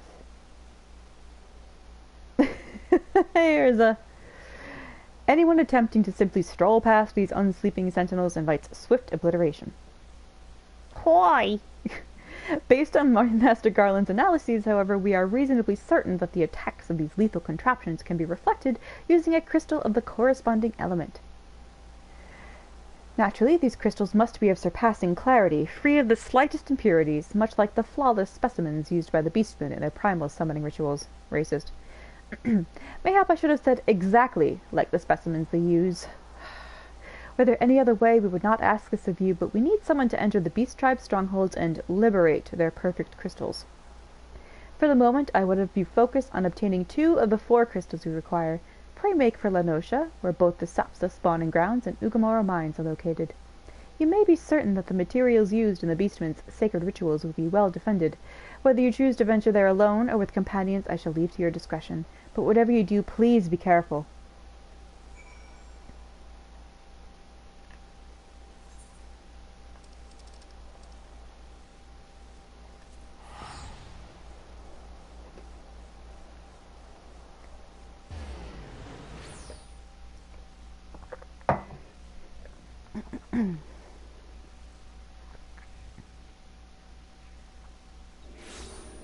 I don't think trials are involved here.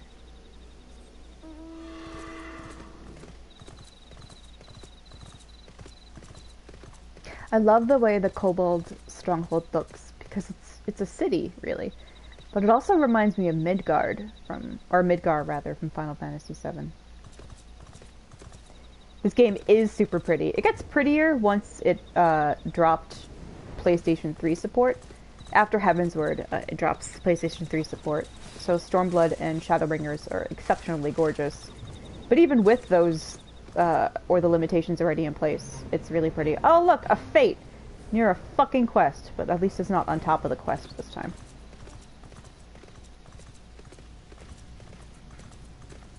Steampunk City, yeah.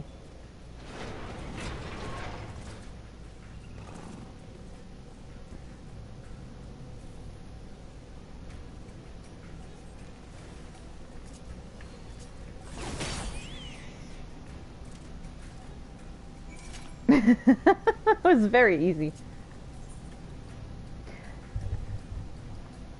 That's what happens when you play New Game Plus and you're level 80.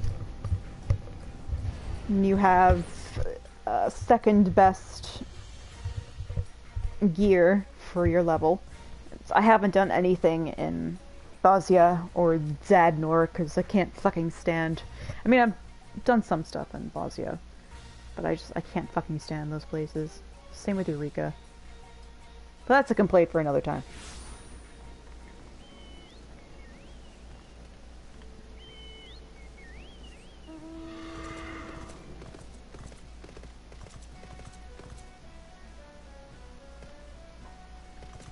Yeah, the creatures who live there are kobolds. They're like a short, squat, not like a mole race, but I don't really know what type of animal to compare them to. But they're very like small, squat, round dudes who are miners and tunnelers. So it makes sense, I guess, for them to live clustered together and like that. I don't think you're a speciesist. I mean, at least you're not calling them beastmen, like I just did.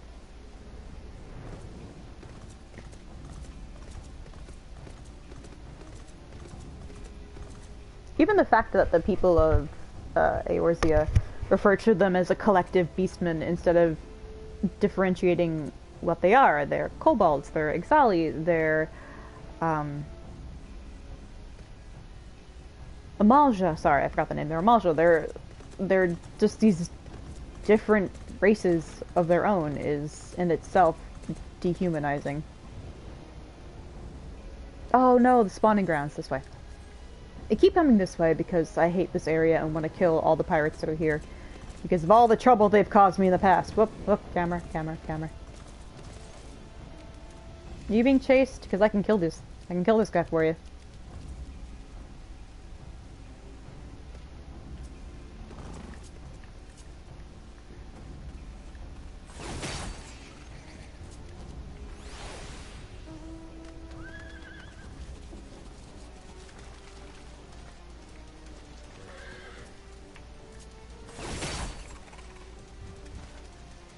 Oh, that guy disconnected.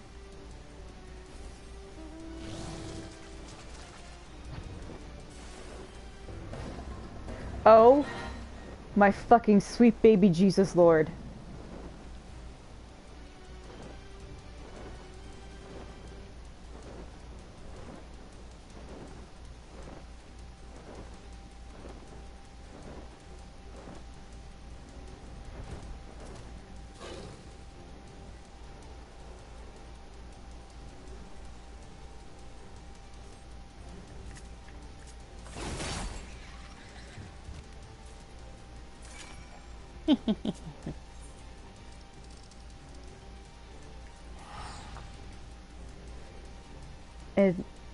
In the intergalactic community called a very planetary mindset. I've never actually watched an episode of Rick and Morty.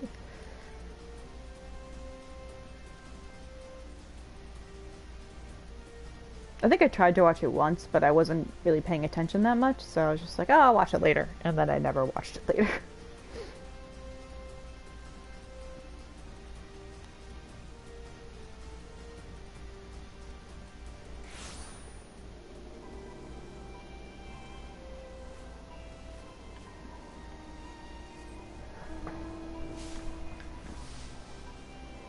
Oh, it looks so beautiful at night.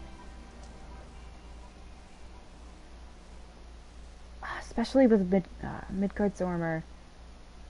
Oh, that's so cool. You know, sometimes when it's nighttime, you can see a shooting star in the sky. And it happens in any map at nighttime, and it doesn't seem to be like a programmed event. It seems kind of random. Maybe it's programmed in the sense of like, oh, weather will change, and so then the shooting star will happen. But it always makes me really happy when I catch it.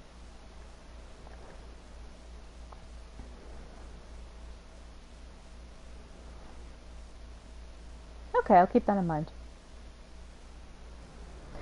Yeah, Square Enix, or just Square in general, have been making beautiful looking games since the 90s, really. Like, even as far back as my first exposure to really how gorgeous their cutscenes could be was Final Fantasy VIII. Like, the Liberi Vitali is, I think it's iconic, really. And I felt they've always done a really good job focusing on how people look. Not just the scenery, but people, and especially their eyes. That may seem like a strange thing to notice, but I just remember people are very, not elaborate, but so vivid and lifelike, and in little details, very little details, like the way their eyes could shift, or like certain ways their hair might move. It's I don't know, it's just so enchanting. There we go. How progress your efforts in infiltrating the Beastmen racist strongholds? I got this, and I got this.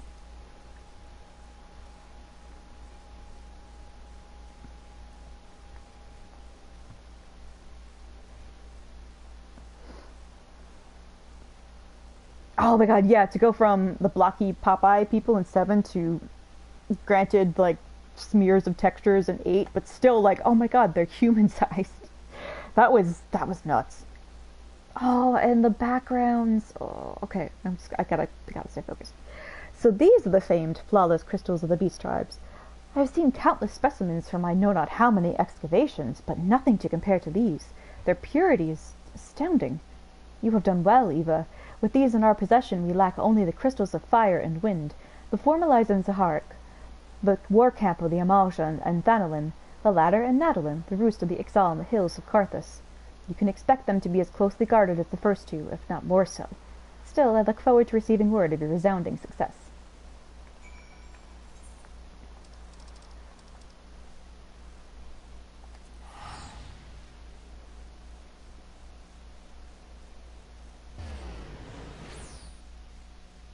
Yeah, man, wait till you see the art style in Heavensward. It's this like beautiful gothic Catholic, and I would argue Nordic type of designs. It's sublime. Oh my god, the car.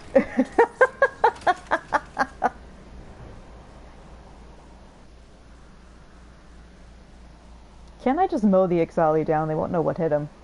I doubt they have preparations for cars.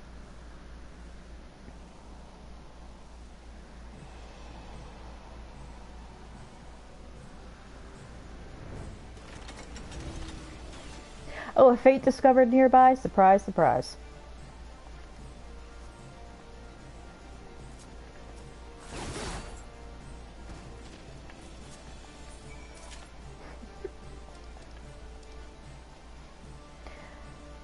Oh, is that little amigo? I think it is.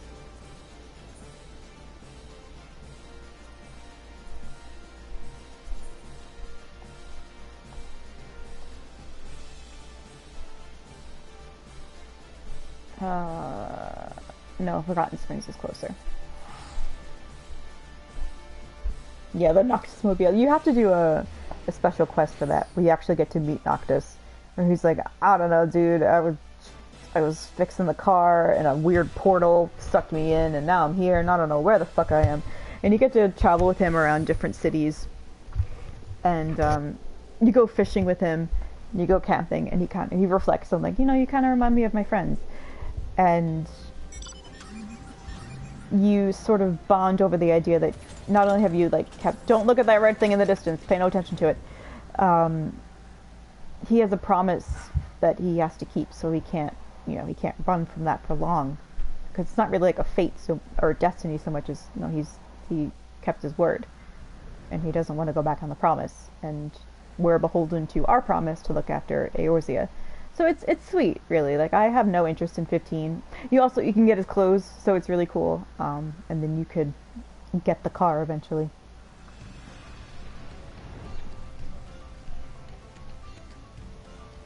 Oh yeah, I love Old Noctis. Oh my god. Again, don't like 15 in any stretch of the imagination.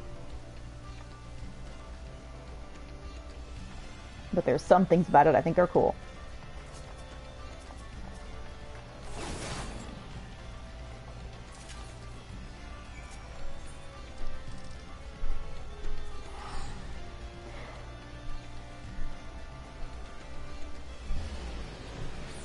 If you want, Blue Jay, I could show you the quest. Not now or anytime soon. I think I can replay it. I think so.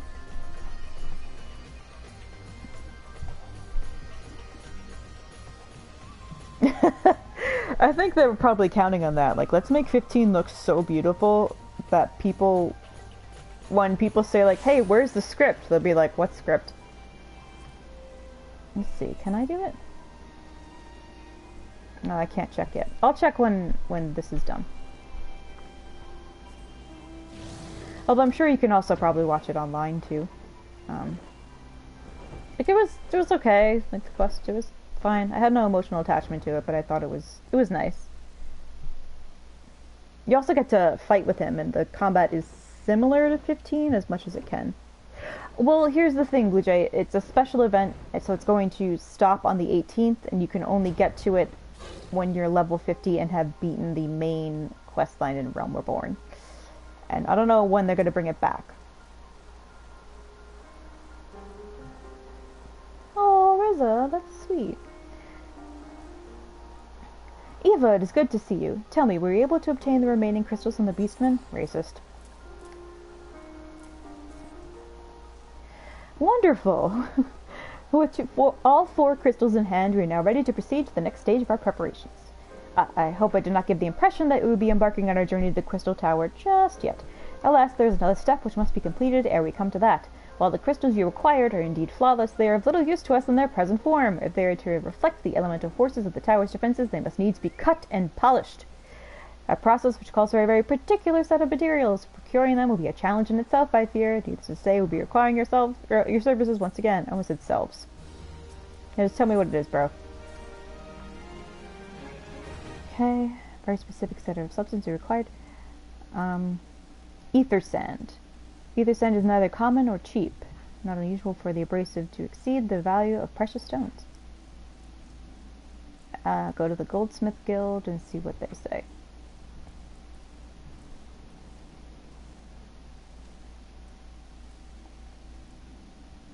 I'm going to give you the payment to take it to Guildmaster Serendipity, and maybe your presence will spur her into action.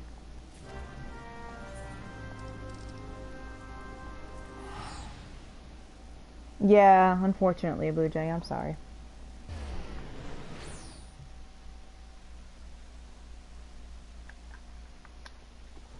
That's why I recommended you find a way to watch it if you're really that interested in it.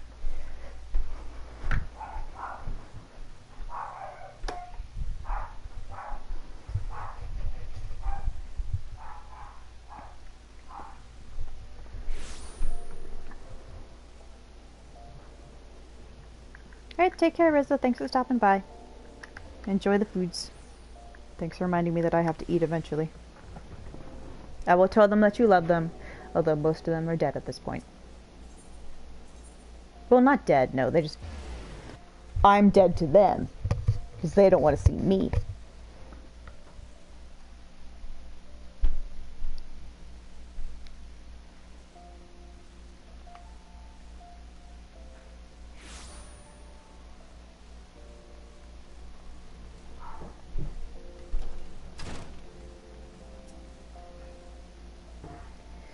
Ah, Mistress Bartage, welcome, welcome. What brings you here, if I may ask? Here's a shit ton of money.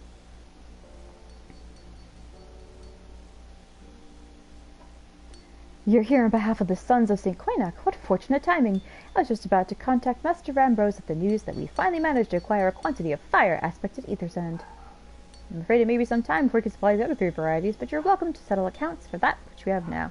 Pray speak with Jim Meme over the... I do beg your pardon. It seems she's assisting another customer. Uh-oh. Oh! Come on, there must be something you can do. Without that sand, we'll have to rethink our whole design. I sympathize with your plight, sir, but as I explained, the ether sand in question is already spoken for. If you'd like to reserve the next shipment, then I would be happy to accept the funds you've offered as partial payment. Partial? You think it's not enough? I'm already stretching our research budget as it is.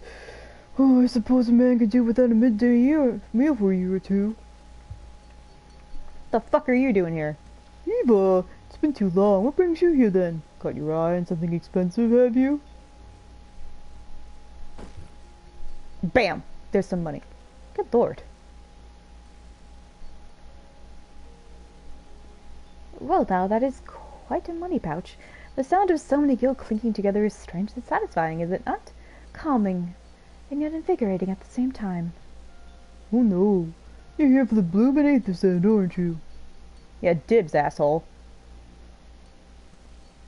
Well, I can't deny the elegant civilization is subject with researching. The chief said he was looking into something big, but we never thought to ask him what.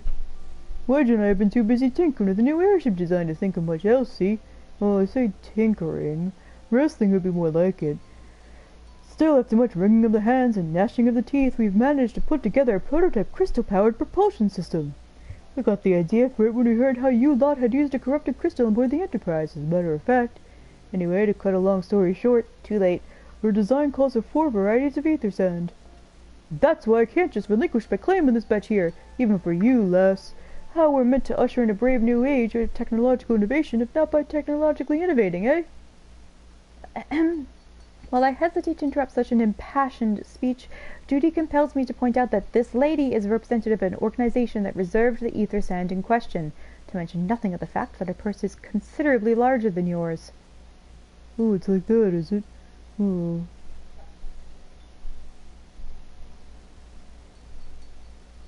Alright, this batch is yours. I'll let you have it. Oh, excuse me. But if you're going to take my sand, it's only fair you grant me a role in this project of yours. I'll take that as a yes. I didn't do anything. Oh, it's not every day I get a chance to experiment with the wonders of the ancients. Huh. There's another set of people referred to as ancients. With any luck, they'll inspire me to think up another technological innovation or two. But just whatever, get out of my sight. Sid'll take care of you. You're his problem now.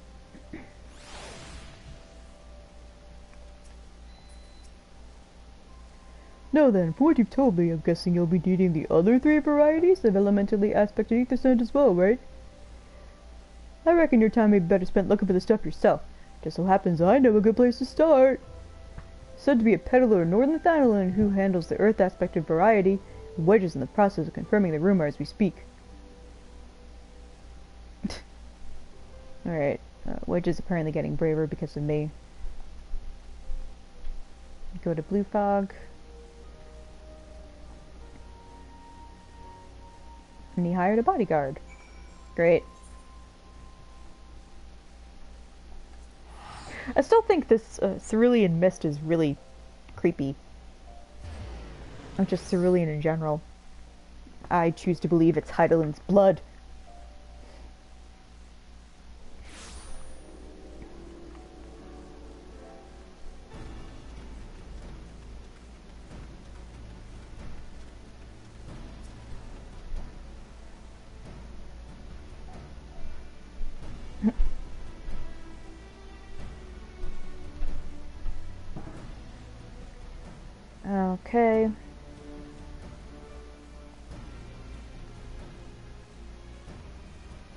Oh, I remember this.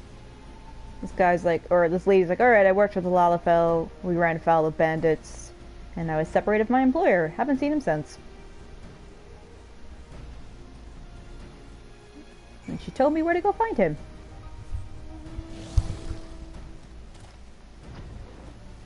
The gate.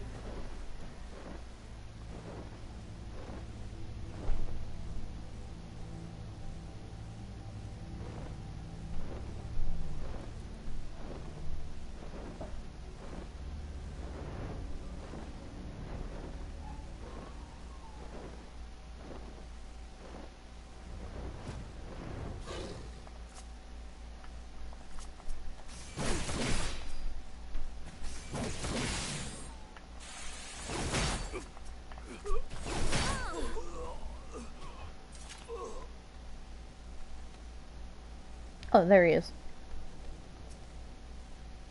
Sup, nerd?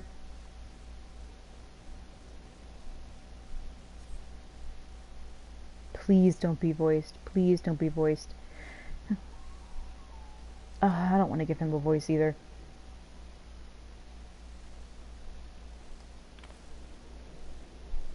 Turniphead here thinks he can be brave and leave, but he's a lalafell, and he's useless.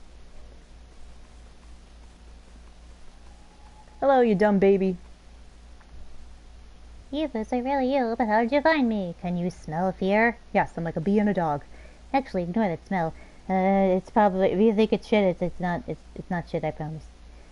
I expect you're wondering why I'm here? Excuse me, wow. Just in the process of retrieving some stolen ether sand, which Biggs and I need for our research as it happens. It was, I concede, perhaps a touch foolish and very nearly fatal, but I did succeed to snatch the stuff before my bodyguard ran away, and several dozen bandits came piling after me with knives and axes, and what looked very much like a plank with a rusty nail in it. Anyway, the important thing is that the stone ether sand is right here. Oh dear. Must have fallen out when I was, taking evasive maneuvers. Seems I won't be leaving this infernal place for a while yet. I can go look for it, since you're as useless as tits on a bowl. You'll find the ether sand in my stead. Yep. Oh, thank the gods. You're a true friend, Eva. I hope the search doesn't prove too troublesome. Bandits don't seem to care much for visitors.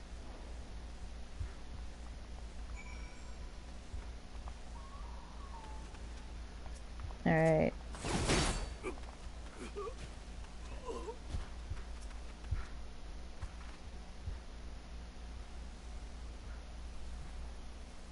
Right, you're right, it's another salad.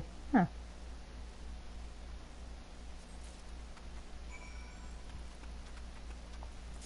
What are you doing back?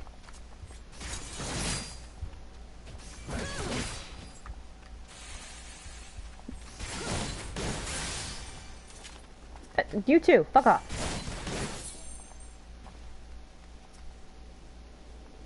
Eva, have you had any luck locating the ether sand? Yep. That's it. Must return to the workshop at once and tell Biggs the wonderful news. Oh, what's that?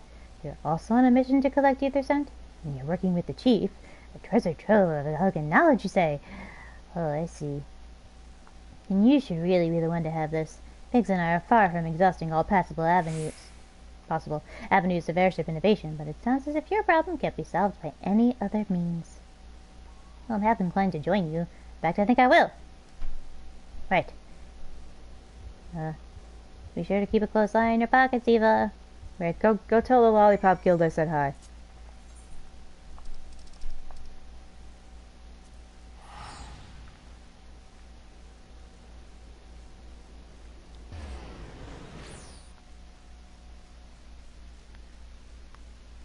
Wait, so Biggs is the salad, and Wedge is the radish, and Sid is white. Does that make him the feta cheese?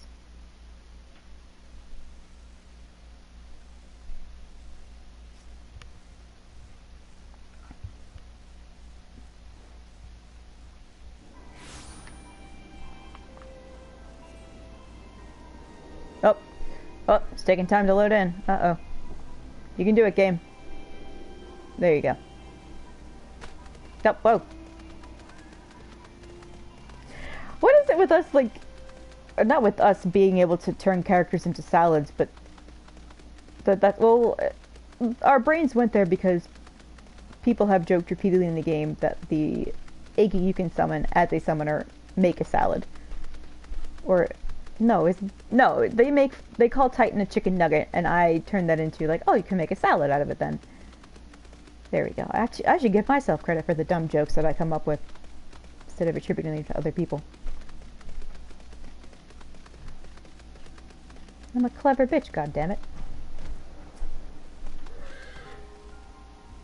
Ah, you have returned. I take from your presence that you were successful in procuring us some ether sand. Tell me, which variety did you find? The ones we need.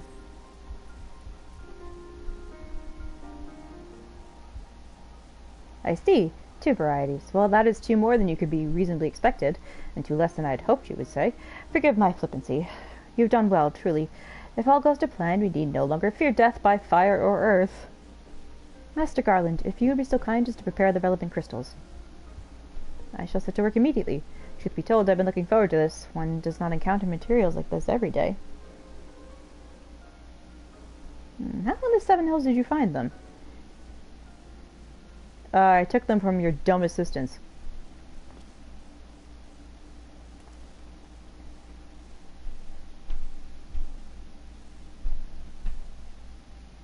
How's the genius himself, meaning, meant to rest on his laurels when his employees are so damnably inventive, and now they're determined to join us here, are they? Typical. Are you upset about that, or proud of that? Oh, I jest, of course. Okay, so he's proud of it. And he wants us to find the 2 remaining sands.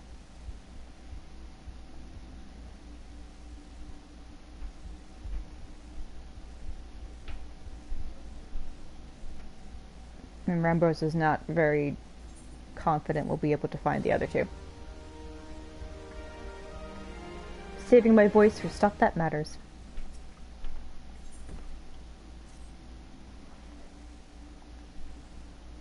I asked Charlie, an acquaintance of mine, to travel to Gridania. I have heard Naria whisper from him. Oh! To be frank, this lack of communication is not uncharacteristic, but I cannot discount the possibility something ill has befallen the man. But we don't have time to investigate that. I entrust you with the same mission I assigned to my friend. Travel to the Black Shroud and find Postmontre, master of the markets.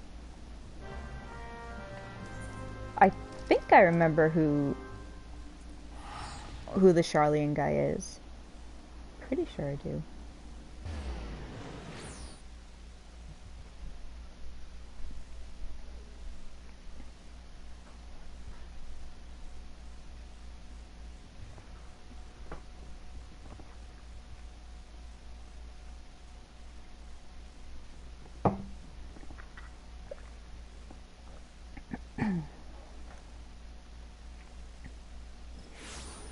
Oh, so I am right? Okay.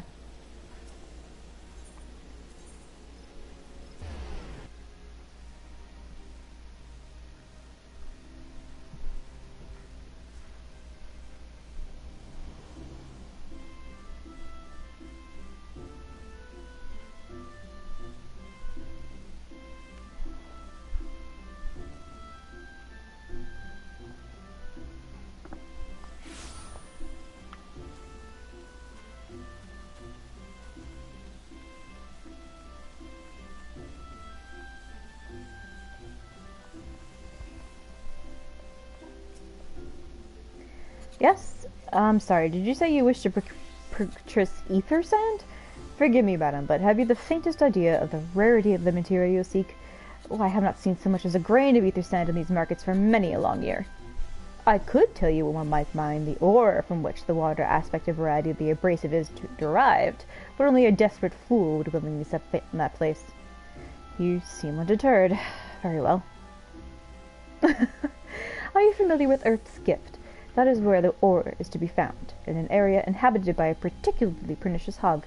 Should you encounter the betusked nightmare, you will know that you are in the right place, albeit at the wrong time. Farewell. I gotta admit that not only does he do nothing for me, I remain so neutral / apathetic. Not antipathetic, which means you dislike it. Apathetic, it means like you feel nothing. as the game goes on.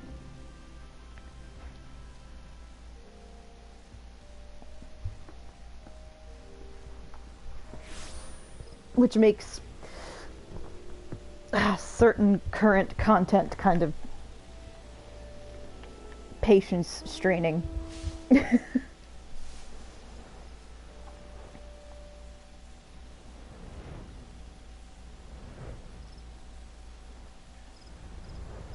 Oh, don't look at the red in the sky, just ignore that. Ignore it. Doesn't exist.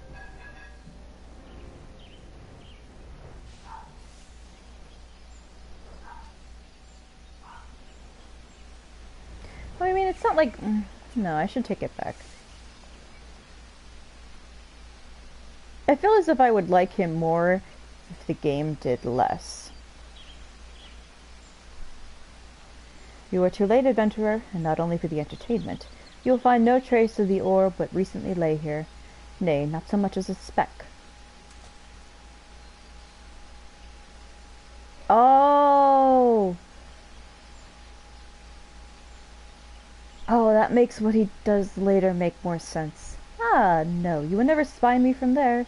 For the time being, at least, you will have to trust the evidence of your ears. Now stop squinting at the foliage and listen. As I told you, the water-blessed mineral you hope to find is gone, taken by me. Victory has made me magnanimous, however. Accordingly, I have decided to share the location of an alternative source of ether sand with you. The wind-touch variety, to be specific. I trust to have your attention. Good.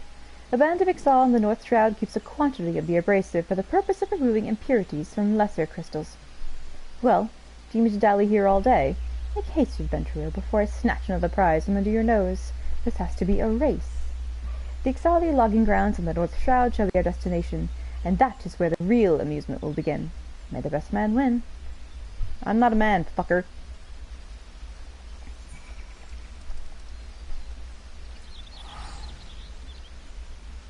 I wonder how much money I've spent just teleporting around like this.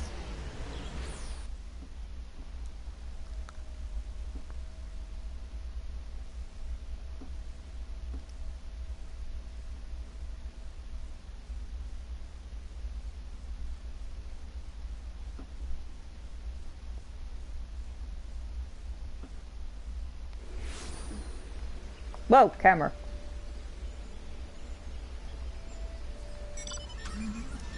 Oh, there's a car above me, too.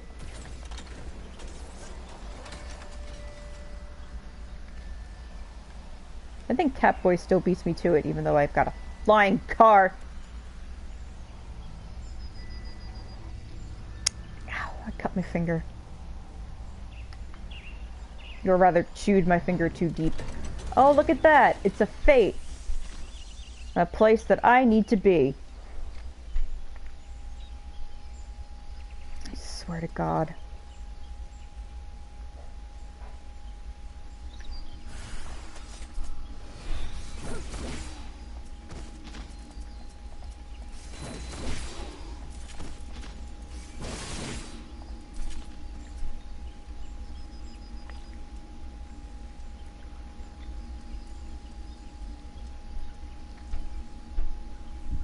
At least the music's not playing.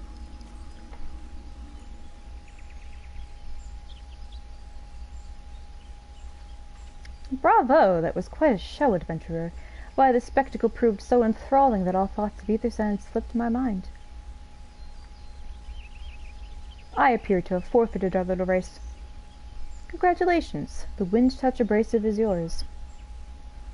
Oh my god, Blue Jay. You're so smart with these puns, dude.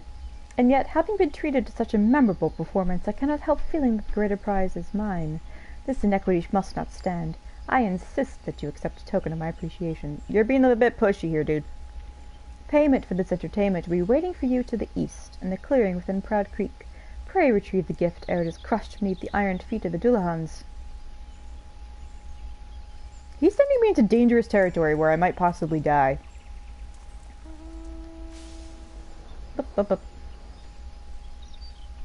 I mean, I'm not going to die now because of my level, but back during a level sync is basically like, I don't know.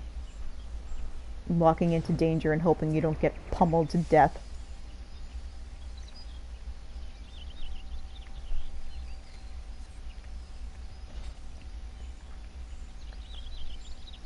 Not what you were expecting. I took the liberty of refining the ore from Earth's gift into ether sand. Do keep it safe, adventurer. Lest you accuse me of playing games, you should know that the thought of relinquishing my prize never once crossed my mind, until I saw you in action. Such deeds must be rewarded.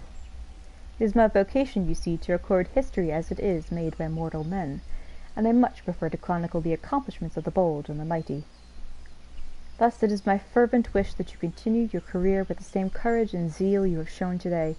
We shall meet again, adventurer, and sooner than you may imagine.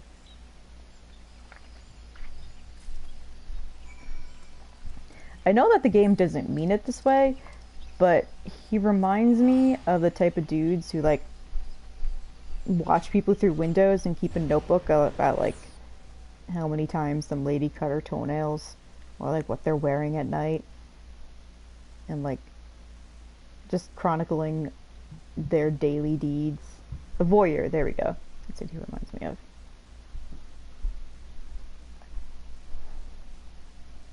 But in a way, like, he obviously doesn't mean harm, he's just weird about it. And so you're just like, okay. Nope, up, I'm invisible again.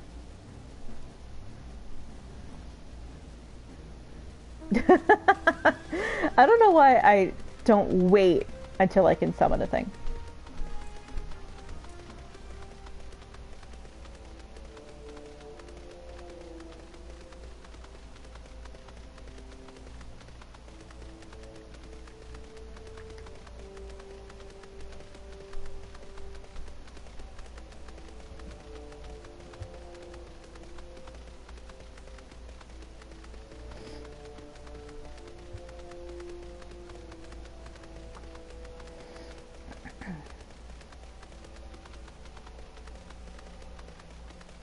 You can't see it, but there's someone behind the horse clacking coconuts together. What news of your mission? Are we any closer? We sure are. You bought growth. Yay!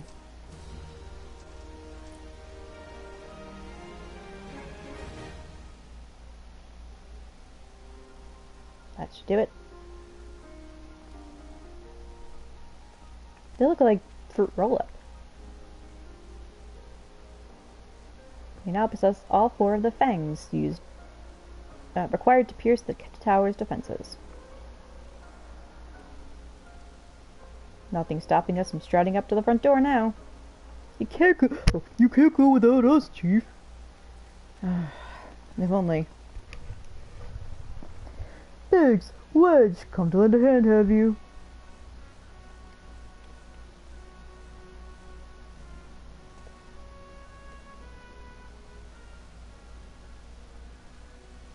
We're not here to take this knowledge for ourselves. Oh, no, sorry, it said, not here to take this knowledge for ourselves.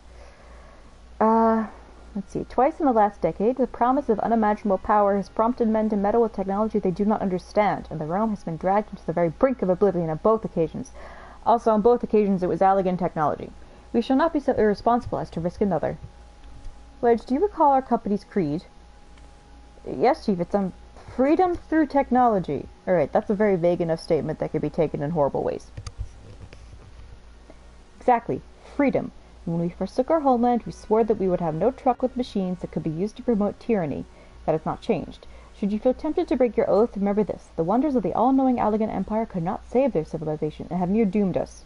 Twice. That is why we must explore the Crystal Tower and, if needs be, seal away its secrets. Yeah. Yeah.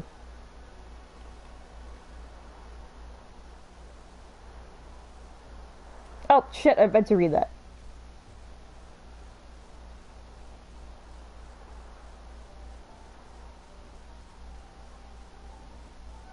So you return at last. What, pray tell, has kept you so wholly preoccupied that you could not spare a moment to inform me of your progress or preservation? Why, the task you assigned me to, of course. Surely you have not forgotten about the ether sand. I tasked a passing adventurer with delivering it. A more capable courier I could not imagine.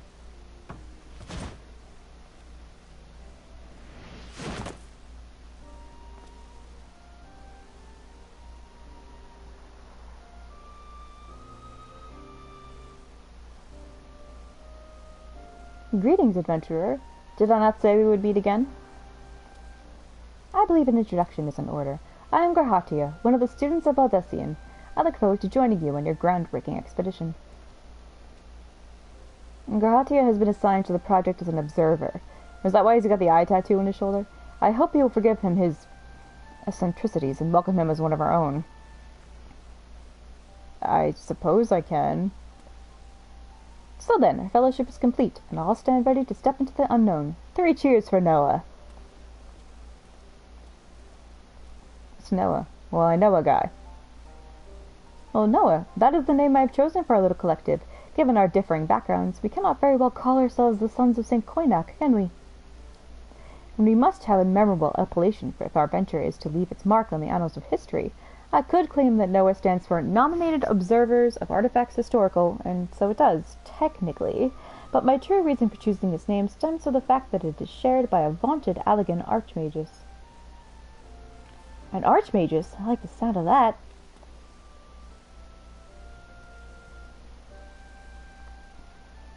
Very well, now that the pressing matter of what to call ourselves has been settled, it is time we set forth to brave the outer defenses.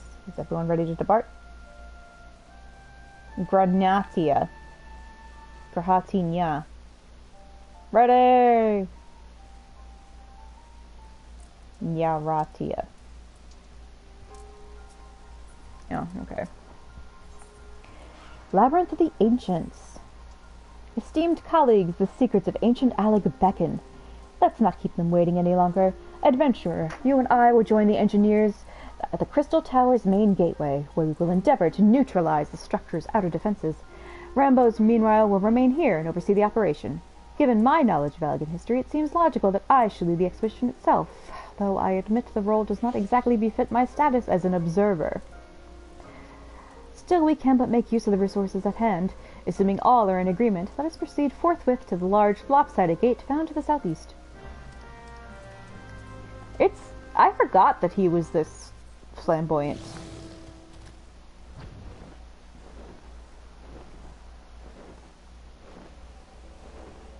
Oh, wait, oops. And again with the observer thing, so I'm like, oh, okay, so you were academically trained to be a voyeur. Got it.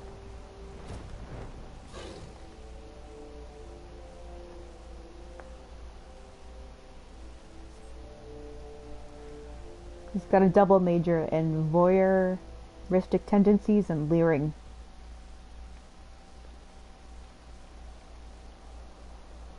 The Crystal Tower lies beyond this portal.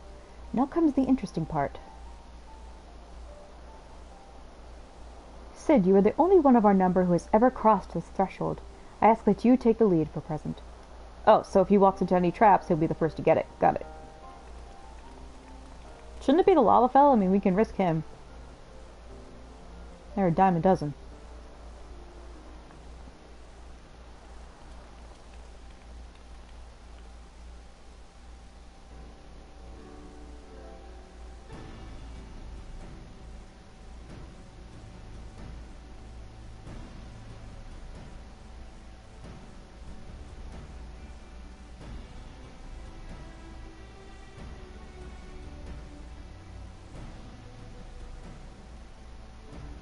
I say, the energy radiating from these statues is palpable. Lucky for us that it is. One might otherwise stroll past them. Okay, elemental defenses which prompt our lengthy preparations.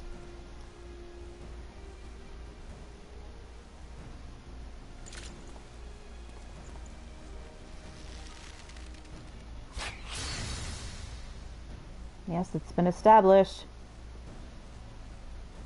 No matter how swift they may be. Happily, the crystal fangs we took such pains to craft should spare us the inconvenience of instantaneous annihilation.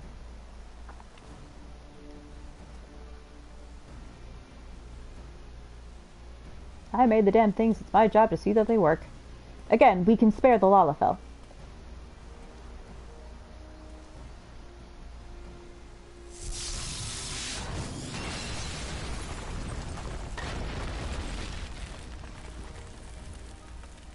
Cool. Success! I, for one, am convinced. Friends, ready your fangs.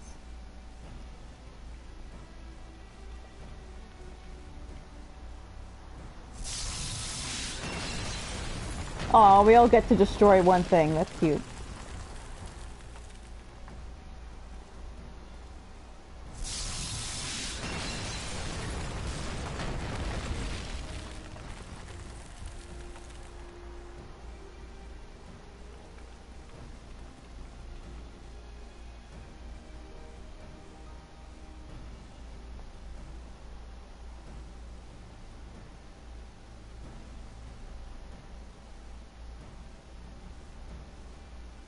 Last one is yours, old friend. It seemed only right. Again, lalafell.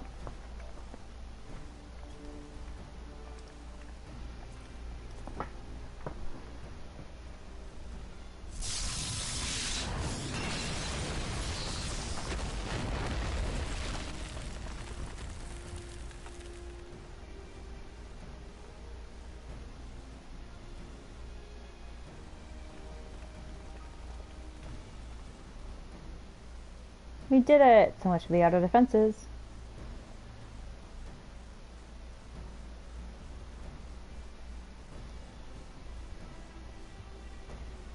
Ugh. I suggest we wait here while Eva and a hand-picked party of our venturing companions enter the tower. Wait, without us? I thought we came here to survey the entire structure. We did, and we will, but our investigations must proceed at a more measured pace. If the outside of the palace is this well defended, can you imagine what awaits us on the inside? Only a true hero could reasonably hope to brave the hazards ahead and live to tell the tale. Eva here fits that description better than anyone I know. And it is not as if we shall be idle in her absence. While Eva and her companions are risking life and limb to beat us a path to the tower, we can set about analyzing this rubble for evidence of how its technologies function. Your knowledge of ancient lore will be invaluable in that endeavor, historian Grahatia. Bah, do you ever tired of being right, old man? Eva, as it seems I won't be accompanying you, allow me at least to provide some instruction. The maze that surrounds the base of the tower is known as the Labyrinth of the Ancients. During this initial foray, I suggest you concentrate on ridding the place of hostile elements. When you are reasonably certain the maze is secure, contact me by link shell, and we shall join you post-haste, no matter what Master Garland says. Though we would prefer if any relics you encounter remained intact, you have leave to do whatever is necessary to secure ingress to the upper levels of the tower. Fortune go with you, Eva.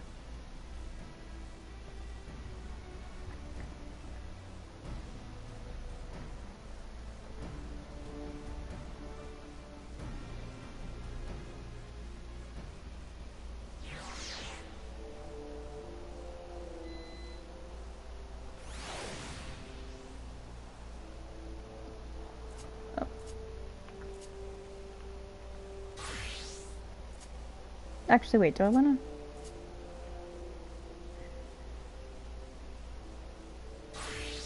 Yeah.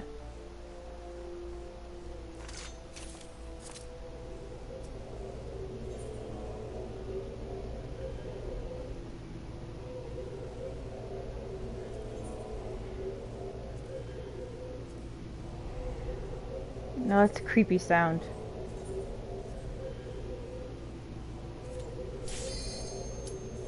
Here's the first raid. This is a 24-man raid. There's 3 parties of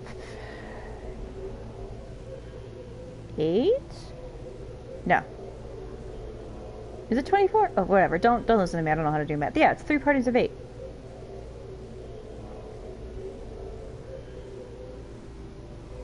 Come on, DPS. Come on, Dipfus. I know you can do it.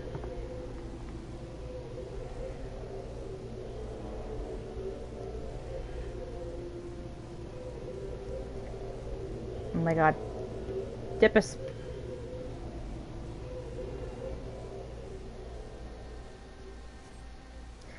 Of course.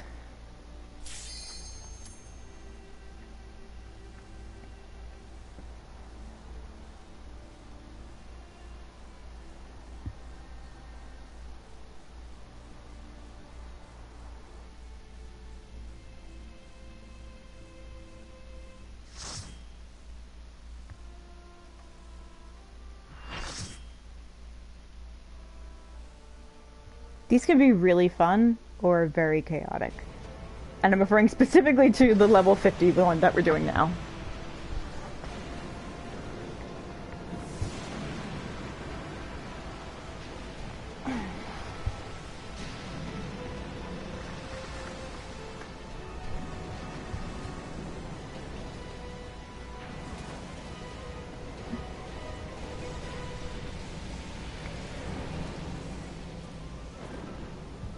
Oh my god, does someone have a fish head?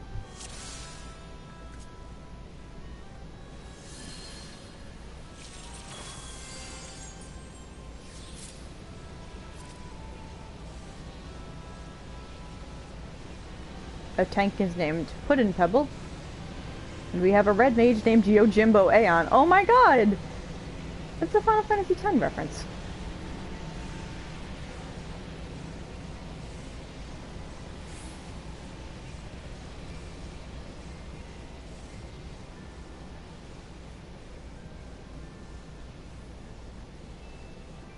I'm hiding the chat because I think it's more polite than showing what people say because they don't know they're on a stream. Albeit it's a small stream, but still.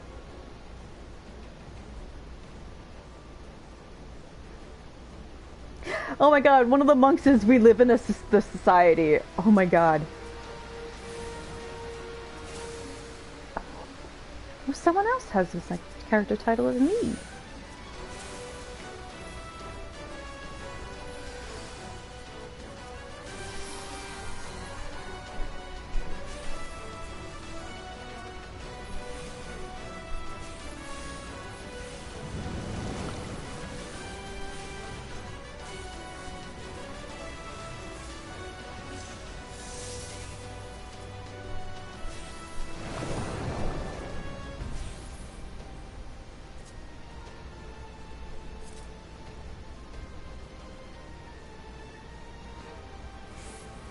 Yeah, perfection. I noticed that too.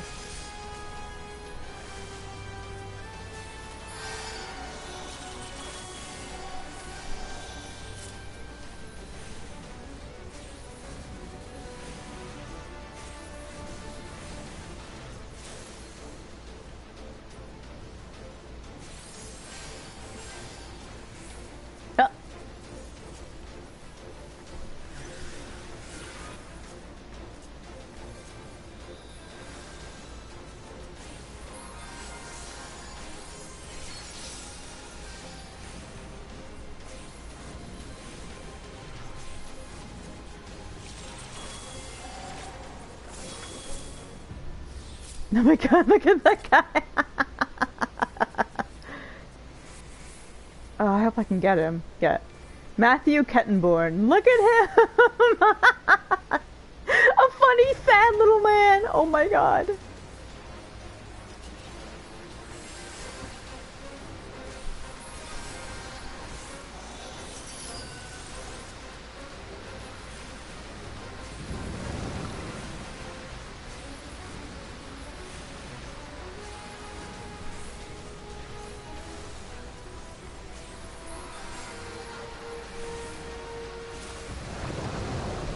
I love discovering the names of people in these raids. That's why I keep them on. Because it's just... I keep the one on my team on all the time, but in the other raids, I only turn it on during fights. Oh my god, it's so good. Please let me know if, like, the music is too loud, or my voice isn't loud enough, because I could speak louder if need be. I tend to talk into my chest a little bit.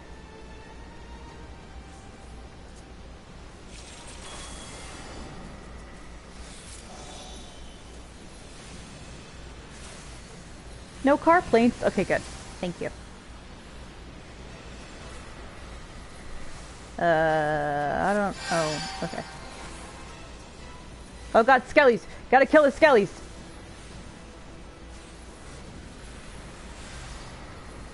Thank you. Blue Jay, when or if you decide to do... Oh no, you actually have to do this. This is required for Shadowbringers. Go for the Platinol things first, because they will drain health from you like that, and give it to the main boss. but the more ones that are dead, the less they can do damage to you.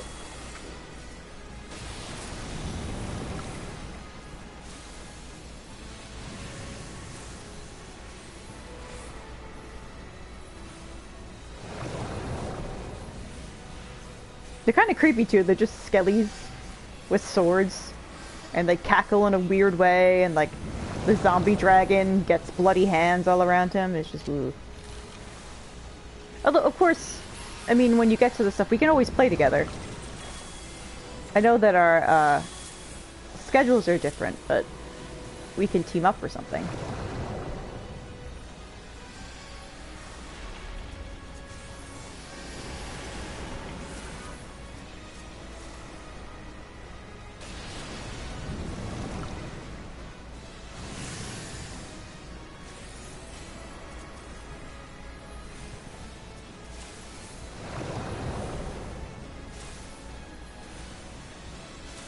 Trying to figure out what Rappy Jam could refer to. Oh, there's Rin Tin Tin! That's cool.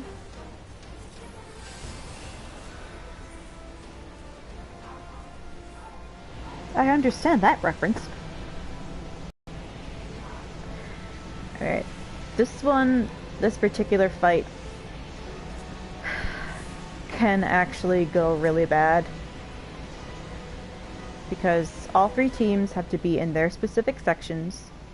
It is possible to start the fight early, and when you start the fight early, the sections get blocked off, and anyone not in the fight gets immediately teleported to Alliance A, which I'm on.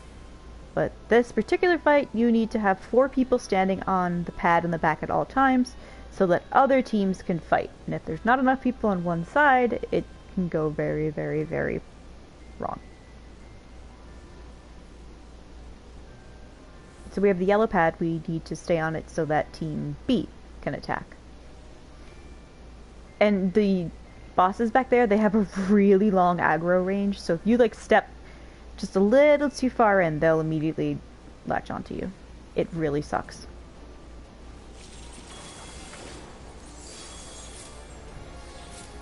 The cat's looking at me. Yeah, it sucks, cat. You know that. You've been watching me play this game since February.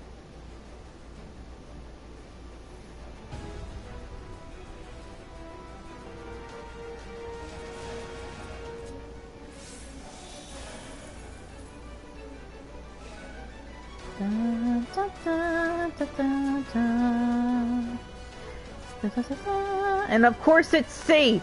It's always C!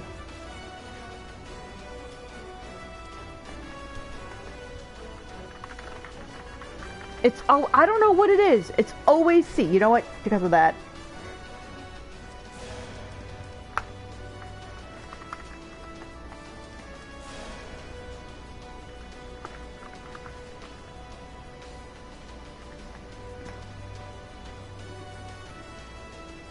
Sorry, some of our guys are dense. Aw. It's okay. There we go. Now I shall hide. No, there we go. Okay. This person's just playing dead on there. Okay, now we can actually leave it.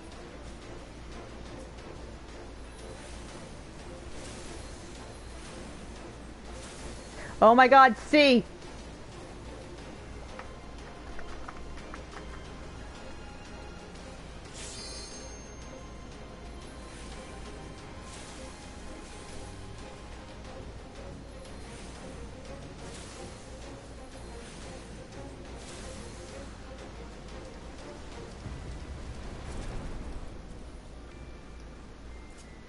But really, it's kind of like, yes, I see. I don't know what it is, and I think it's probably just confirmation bias, but there's a joke in these raids that Team C always fucks up, or that Team C, like, always wipes, or just something like that. And I don't want to say it's true, but...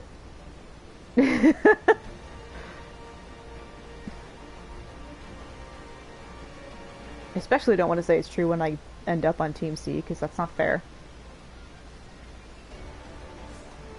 Alright, in this, you have to be a ghost, or have that status to attack the main boss.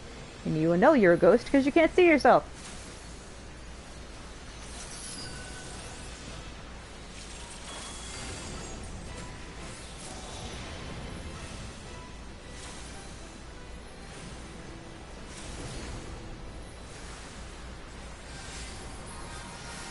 Everyone else has to attack the ads.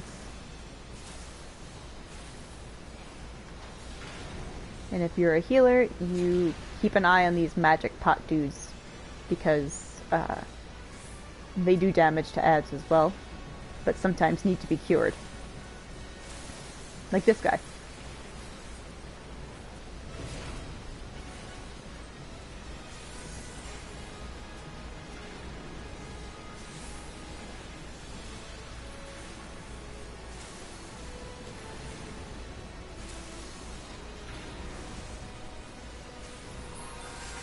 Damn it. We were so close to getting him with one team.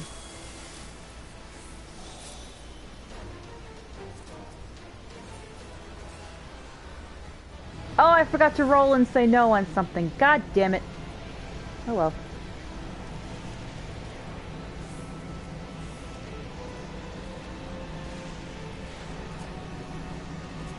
Well, I have wanted one particular type of armor from here. Maybe that's what I got.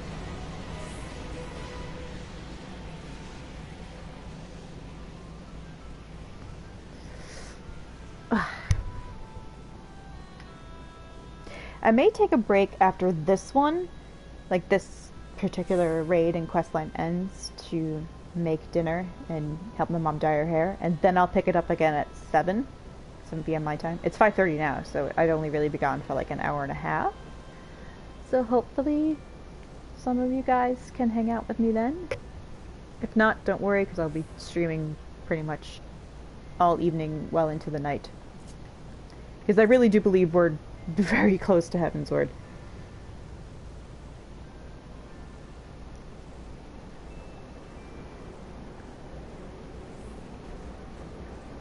Okay, we're on this side. And this, do not attack the bomb in the middle. Do not attack him until he's the only thing left on the field. Go after your demons first, and then when black bombs appear, get them, otherwise they're going to go into the center. And give him a buff.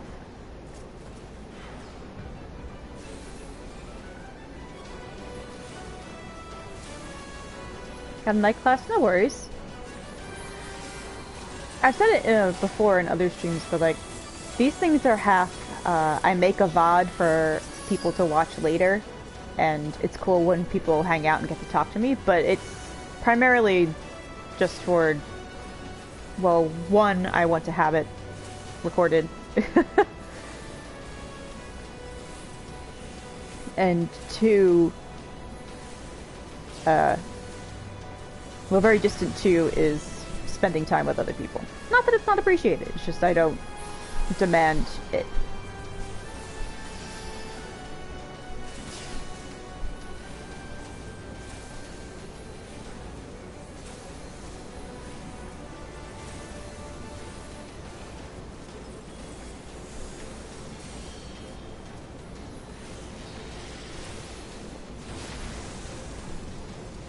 Someone's not getting their goddamn bombs.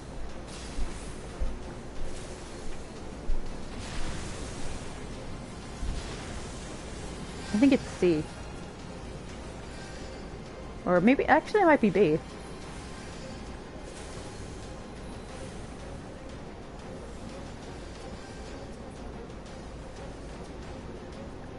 Alright, both are dead. Now we can get him.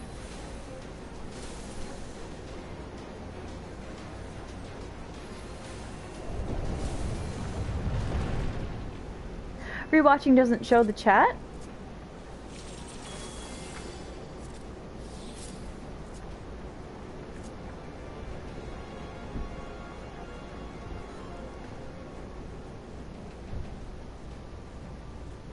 Oh.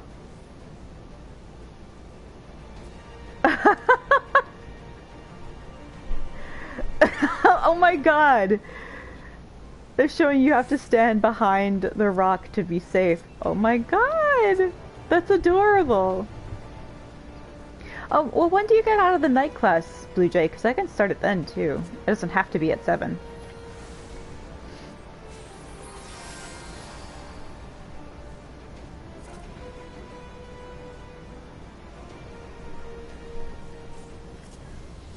In this, focus your attacks on King Behemoth. There will be many an ad that are very scary, but ignore them, if you can. And if you get a green marker above your head, stay away from the main boss, because you will drop a meteor that everyone has to hide behind so we don't get crushed by the other meteor.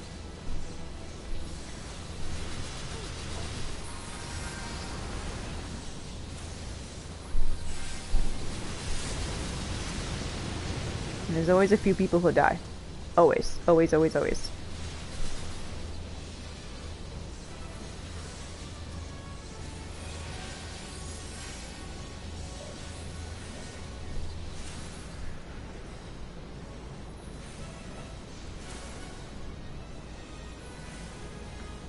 Oh, okay. Well, alright, then I'll just keep starting at 11. Not 11. I'll start at 7, and I'll see you when I see you. That person's name is Bibble's Squelch Nugget. The fuck does that mean? Dox Mia.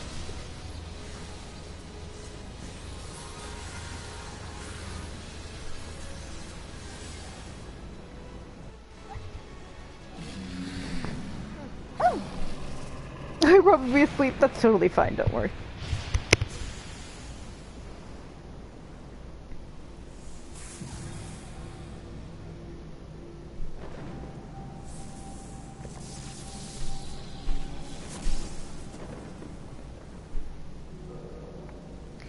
So yeah, this is more elegant technology. I haven't really focused on it since the raid's happening, but it's so impossibly advanced and may as well be alien. Like, we've gone far beyond fantasy technology here, and it's purely in the realm of science fiction.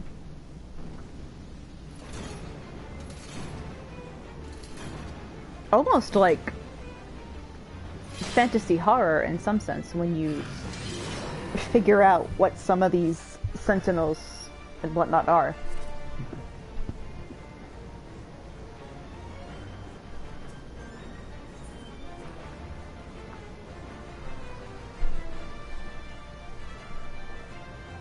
Yeah, Alligans are absolutely fucking crazy.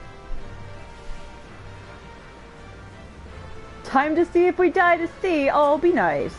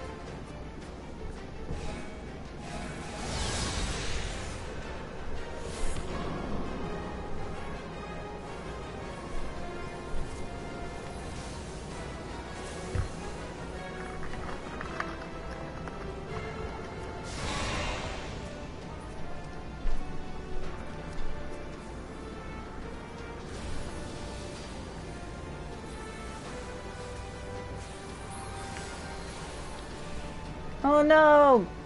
Grabby hands got me.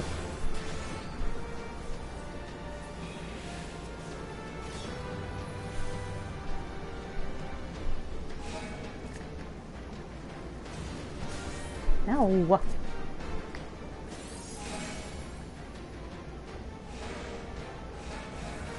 Oh no. Yep.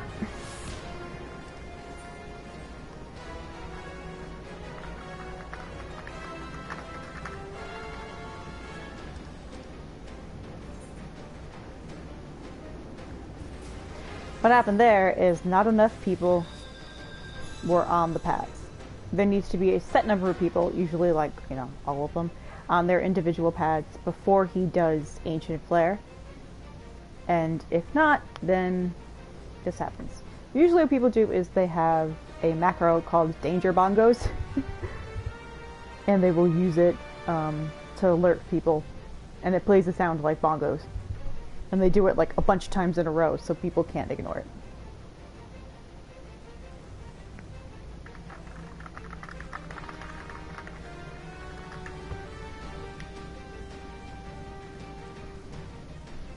See his Pepe got no, come on.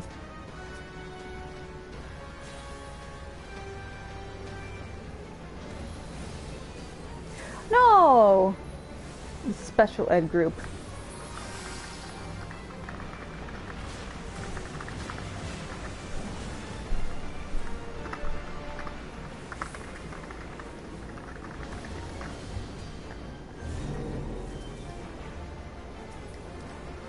What did they say?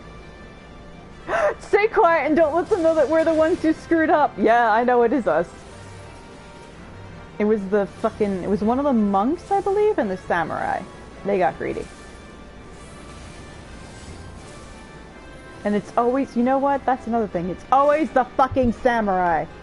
People joke that dragoons are floor tanks because they die all the time. But no, samurai. Samurai always do dumb shit.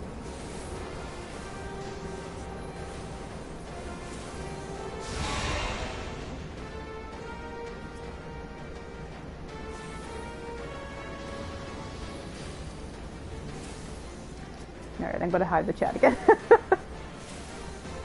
Oh no, I'm dead. Oh, did I want that? Oh, I don't even pay attention that there's loot there anymore. Help. Help, please. Help. Help. Help. Yep.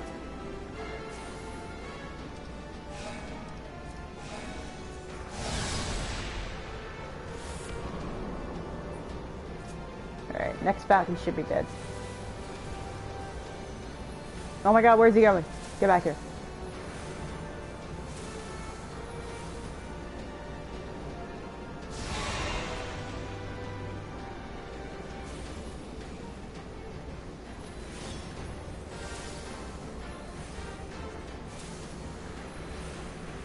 I do, now there's like recorded proof, like, no, we're the ones that screwed up. Hey, Sing! Now everyone knows that on this day, on the 11th of October 2021, that it was Alliance A who fucked up in Labyrinth of the Ancients. Oh, onion armor, I think that's what I want.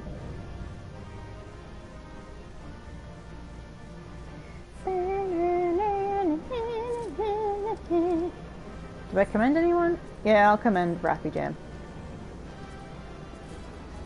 I got it! I think the Onion Armor is the Onion Knight set. Yeah, it has to be. It's the Onion Knight. Duh.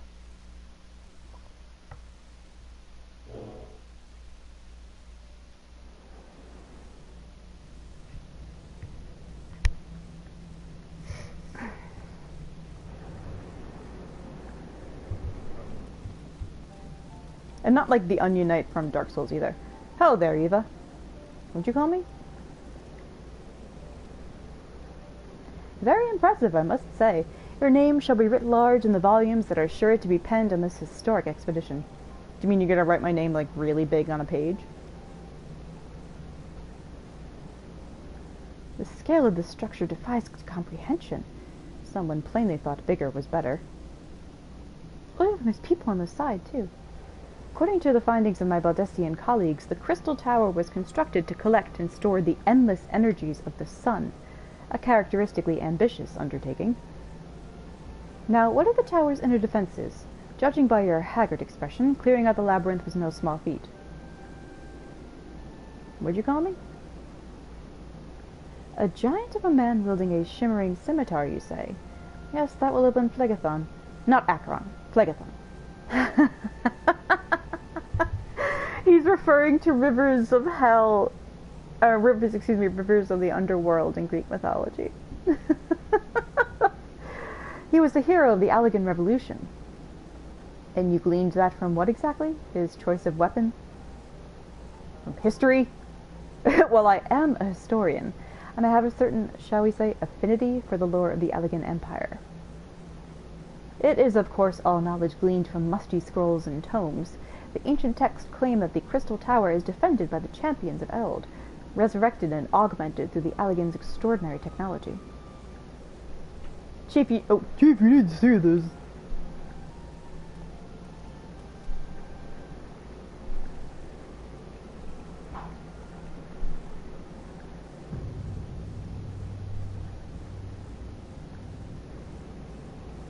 Well, well, there it is. The foot of the tower. What surprises do you have in store for us, I wonder?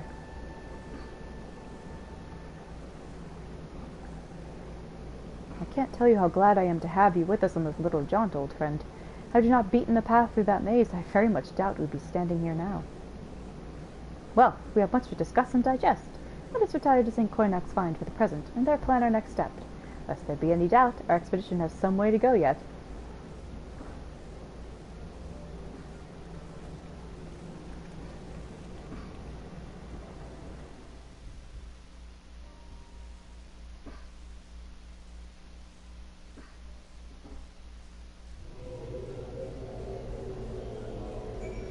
God, that sound is terrifying and awful!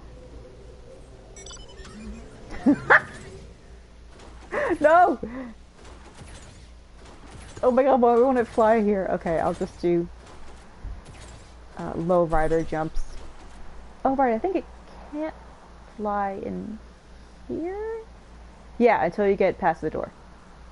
It's so janky on the ground too. Like it doesn't, I mean it's not meant to move smoothly because this game, the car isn't made, or the game isn't made to be like, hey, you can drive things.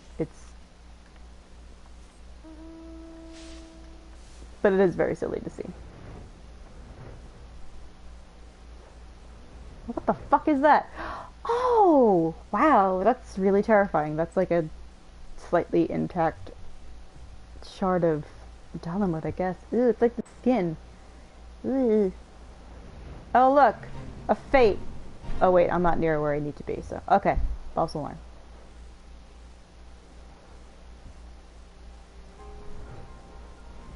Did I fly right past them? I sure did.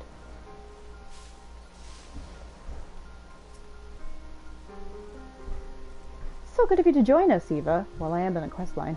Our meeting would be dull indeed without a full account of your experiences in the labyrinth. Take a moment to collect yourself, and when you are ready, we shall debate how best to proceed. Alright, now I'm not going to stop just yet, but I am going to take a 5-minute break to make something to eat. So it's gonna go to idle cam, which is really nice because you get to see some stuff around. Am I able to do that myself? No, I can't remember what the code is for it. Okay, so I'll be back in about 5 minutes.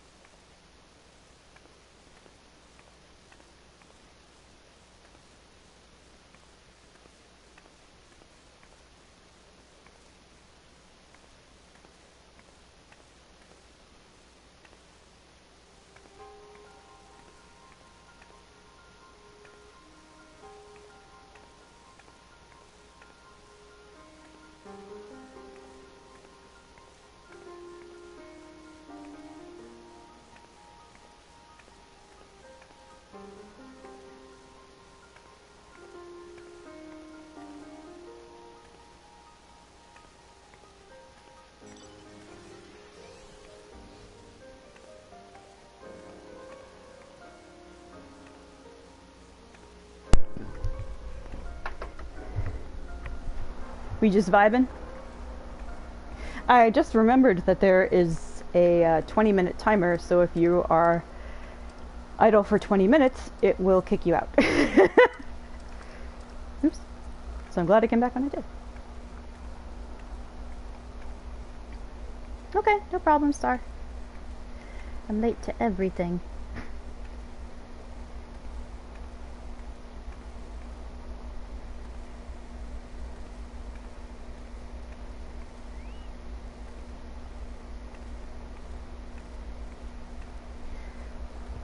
Okay, so even if no one's here, I will just continue this. Because the raid technically needs to be done just for my benefit. It does have a story benefit as well, obviously, but I can just sum it up for the people who are gone to class.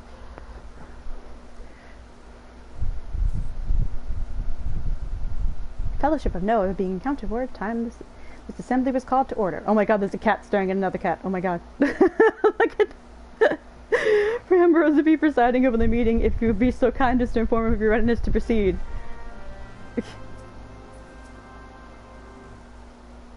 Welcome back, Eva. Just been reading about your encounter in the Labyrinth of the Ancients. Pleases me greatly that you seem none the worse the experience.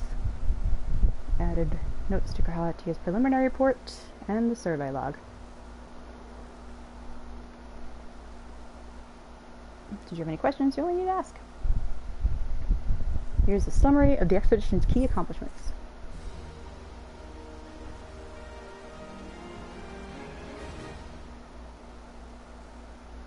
In the course of this, our first foray into the grounds of the Crystal Tower, we succeeded in neutralizing the structure's outer defenses before proceeding to secure the maze surrounding the base of the spire. According to Eva's account, the labyrinth defenses were most emphatically active. Disturbingly, her report also mentions a violent encounter with a sentry heavily augmented by Allegan technology. That's Phlegathon. In short, our misgivings were well founded. The Crystal Tower was not simply thrust above the ground by the chaotic shifting of Earth. It has somehow been reawoken. If, as seems increasingly likely, the tower's secrets should prove too dangerous to share with the world, we will have no choice but to contain them. Short of leveling the place, this will almost certainly involve returning its mechanisms to a state of dormancy. To do that, however, we will first need to address the question of how they work, the answer to which must surely be waiting for us inside the tower itself. In conclusion, that is where we must go. A task rather easier said than done, if the perils of the labyrinth are any indication. Then I move that all further exploration of the tower be delayed until such time as an exhaustive analysis of the structure's defenses has been completed. Master Garland, may I entrust this task to you? It would be my pleasure. You're the kind of man, huh? Like I said, Chief, we founded the Ironworks to make sure the technology is used for the right reasons. That means making sure it's not used for the wrong ones. Ah, lads, well I hope you're ready for some back-breaking chores. Hopefully they literally break your back so I never have to see you again. Well, everything seems to be in hand here, so I shall take my leave of you for the present. If I am to witness this valiant tale unfold with mine own eyes, I must needs hone my martial skills ere we ascend the spire. You'll do nothing of the sort, Graha. Your knowledge may prove useful to Master Garland's investigation. As an observer, I am not, strictly speaking, subject to your authority. Pray do not mistake my intent, Eva. I am well aware that I shall never be a match for one of your innate talents, however hard I train. Be that as it may, pray do not allow your skills to rust from disuse during the coming pause. We will need you fighting fit if our subsequent forays are to prove as productive as this one. Mark me, we have not yet caught more than the briefest glimpse of that which time has obscured. Soon, however, we shall cast off the veil and gaze upon the glory of the Allegan Empire. And with that encouraging thought in mind, it is time to bring this assembly to a close.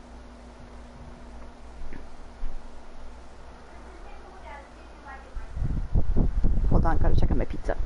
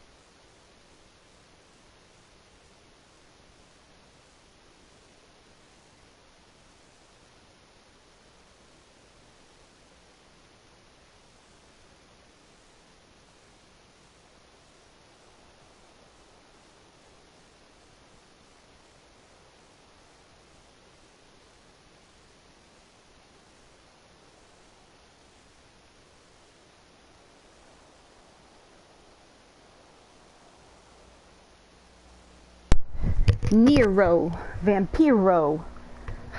Such a terrible mess. Yet it does leave the door wide open, so to speak. One cannot help but be impressed. I'm beginning to understand the reliance you place on adventurers, old friend.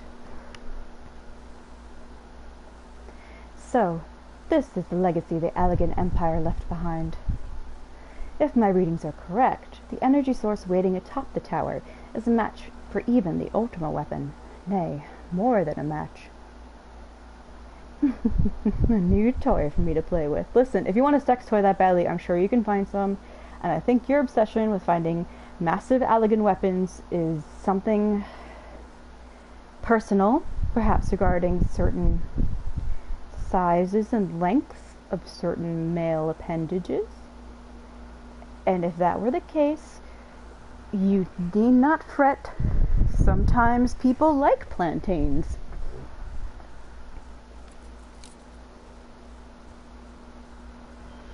And maybe you're a grower, not a shower. I believed the fates had conspired to deny me my just rewards once again, but it would seem they had a greater destiny in mind for me. And so long as my ambition burns, I shall strive to seize it. The dream lives on, Sid. Do not disappoint me. I feel like Nero believes he's in some fantastic villainous tale where he's the protagonist and he's capable of so much, and his rivalry with Sid is like do or die, and Sid's just like, I don't know, bro, like he just doesn't even consider it, and Nero thinks everything is so much more important than it is. Circus Tower. My cat's in a nuzzling mood, so she may headbutt the microphone a little bit. Also, once again, I must check on my pizza.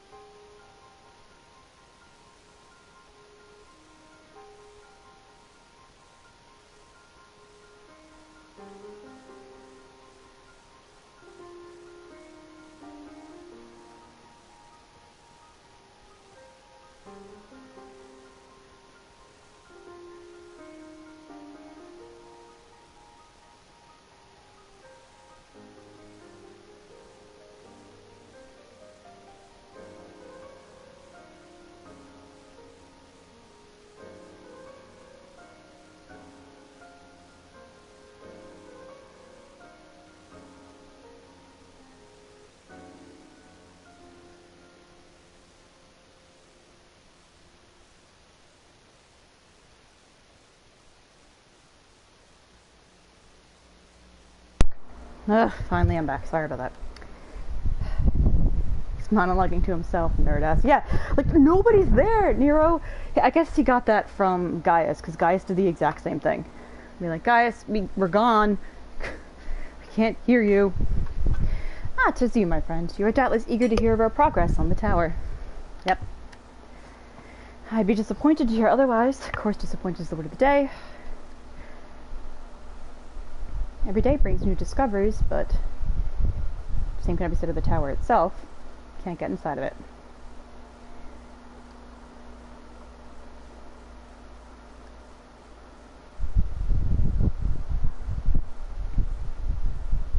They can't quite find a way to get to the tower properly.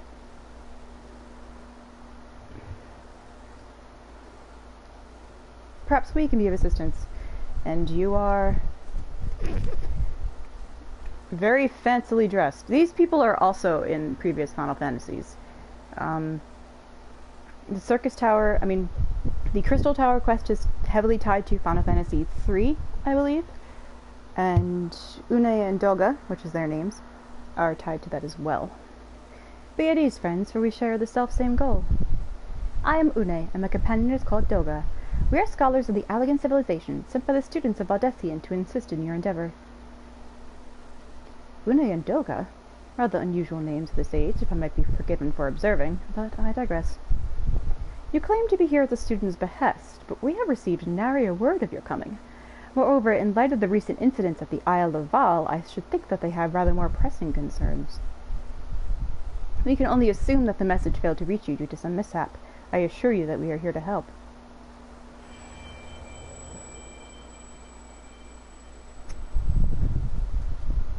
What is it, Graha? 'Tis nothing. There was a pain, but it has subsided. Oh, well, this is rather unexpected. Your right eye is the same as ours. The same? You have the Allegan eye as well. The sanguine hue is said to be a trait unique to the Allegans, yet I inherited it from my father, as he did from his. Only one child in a single generation is born with the eye. All my life I have sought to learn the truth of its manifestation. If there's aught you know, I implore you to tell me. My deepest apologies, but we have no answers for you. Only one thing is certain. Those who possess the trait are bound by fate to Alleg. As your eye has placed you upon the path you walk, so too have we come here to fulfill our destiny. Absurd though it may sound, it is the truth. It seems to me we have naught to lose by accepting their aid. What say you? If that is your wish, then so be it. Yet know that I still mean to verify your story with the students of Valdecian when I am able. I trust there will be no objections. Very well. As of this moment, I name Une and Doga advisory members of Noah. Without further ado, let us have them examine the Circus Tower entrance. I promise you'll not have cause to regret your decision. Eva, I should be much obliged if you were to accompany our new friends to the tower. Biggs and Wedge are presently surveying the 8 sentinels, and I really doubt they'd be able to do anything. Couldn't find their own asses with both hands. Pray report to Master Garland when you arrive. I shall join you, Eva. With Une and Doga's knowledge, along with your uncanny knack for setting events in motion, I am hopeful that we will finally see progress. He just lampshaded the fact that I'm the protagonist and controlled by the player. That fucking car! I think that's what I'm gonna call it. Not like the regalia or anything. No, it's the fucking car.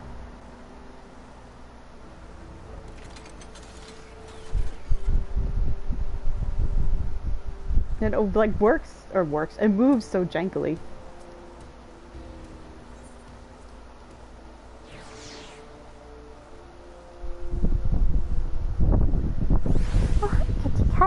Kitty cat, hello. Oh, she's so cuddly today. I mean, she's usually very cuddly, but again with the car.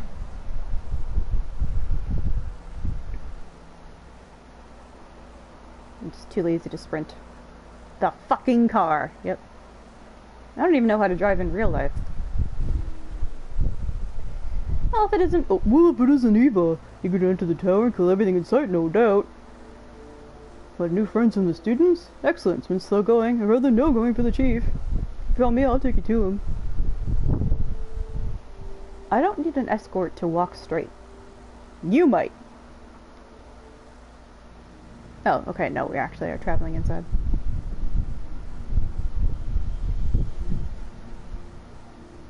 There's hands on the door.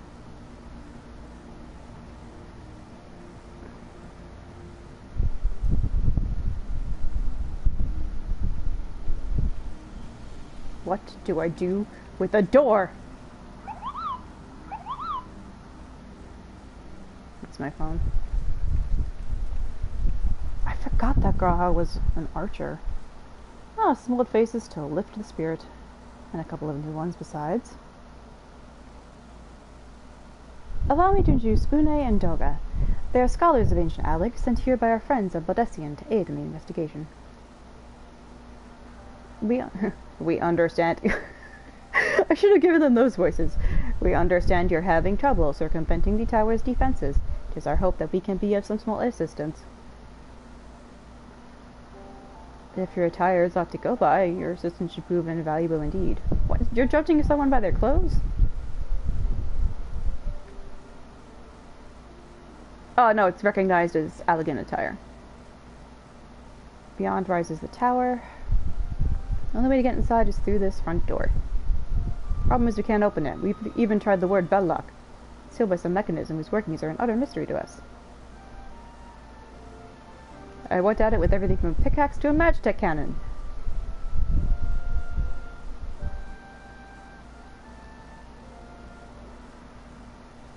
The only clue we have is the elaborate device carved upon it. A man and a woman respectant. Elegant royalty, by my judgment. Precisely who these individuals were, we cannot say, nor do we know whether the device actually serves a purpose. Like as not, it is purely decorative.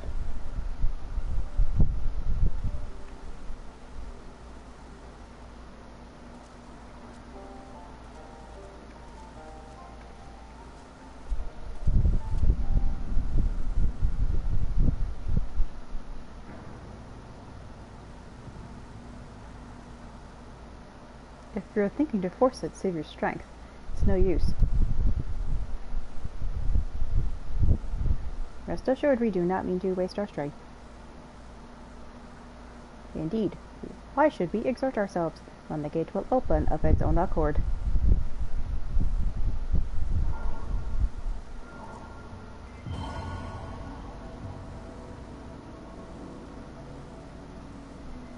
Holy shit, they're aliens!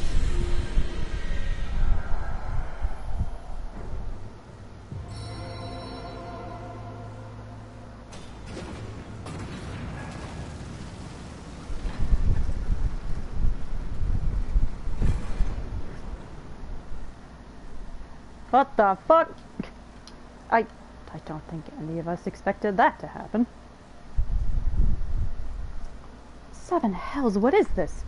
What did you do? What are you?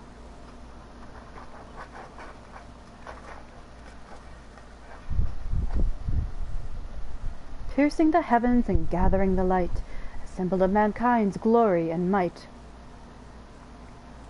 Its virtue guarded by gates impregnable, only to those of royal blood answerable. Exactly as passed down through legend, I am delighted to see. He's the one who made the music cue happen.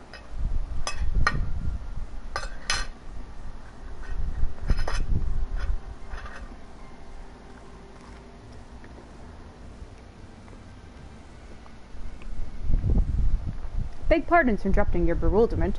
Couldn't help but notice the remarkable playthings you have acquired. Again, Nero, if you want sex toys, I'm sure you can find them.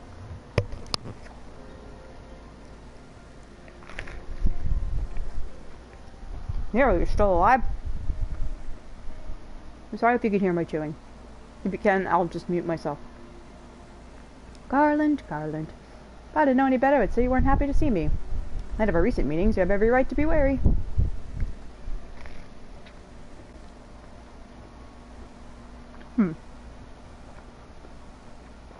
My legion is for all intents and purposes defunct, and my association means a tight noose awaits me back in Garlemald.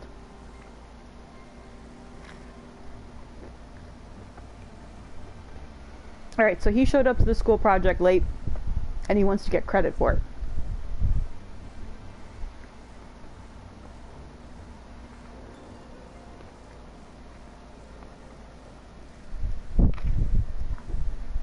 If you are suspicious of my intent, 'tis only my just deserts, but I am determined to make amends. As a gesture of goodwill, I will share with you what I know, starting with these two odd characters. As you are doubtless already aware, the Crystal Tower was the symbol of ancient Aleg's might and prosperity. Entry was permitted only to royalty and a select few individuals.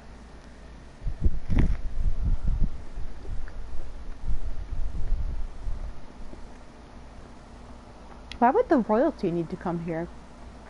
It seems so much more like it was a research place or a giant battery. Maybe like the royalty had to come here for like help take part in enchantments for devices and whatnot. According to the records I have unearthed, only royal blood can open the gate. Well, there you go. In other words, the Emperor and his progeny were living keys. You mean to say that these two are descended from Allegan royalty? Oh, I suggest nothing so glamorous. To put it plain, they're imitations of royalty. Living keys born of Allegan ingenuity. Clones, I believe, is the name your creators gave your kind. Is that not so? Now, in case any of you are spitting out your toothpaste saying, this is fucking bullshit, clones have existed previously in Final Fantasy games. Up to and including other genetic research, like in Final Fantasy VII. Final Fantasy IX also had clones. 6 had magical genetic modification. Can't remember 5. Don't remember much of 4, but I don't think it had that. So, yeah, clones have existed in several Final Fantasies. And I say that because my best friend, when she found out about this storyline, she was like, this is like a fucking soap opera. Well, I don't disagree. I also couldn't help but think that for most of the Final Fantasies where clones or genetic modification happened, she did not play them. She played 7, and I will concede that there is a difference between what Hojo does and what other sci-fi shit in the series was, but, you know, still. It's not as outlandish as you may think.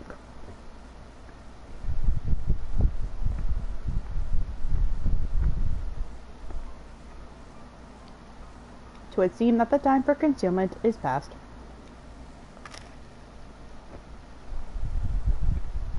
I'm just staring at them blankly. Pray accept our apologies. It was not our intent to deceive. We simply wish to avoid causing undue alarm by prematurely making what many would consider deranged claims. If it please you, let us return to the 8 Sentinels. There is much more to tell.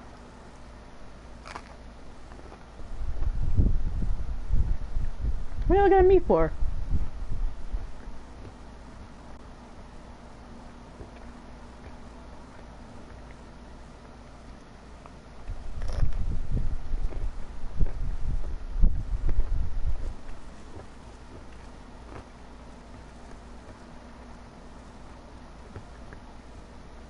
Do you seriously mean to follow us around?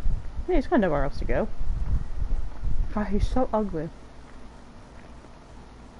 It's his eyes. If his eyes weren't so pale, I wouldn't be so creeped out. Come, Garland, show me better than to think I spoke in jest. What more will it take for you us to be reconciled? A gift, perhaps.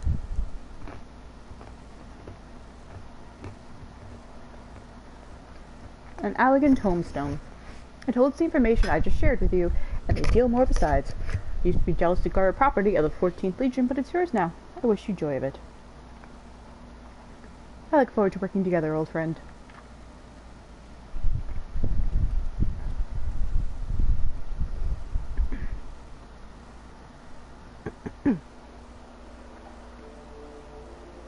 I seriously come all this way only to have to go backwards again?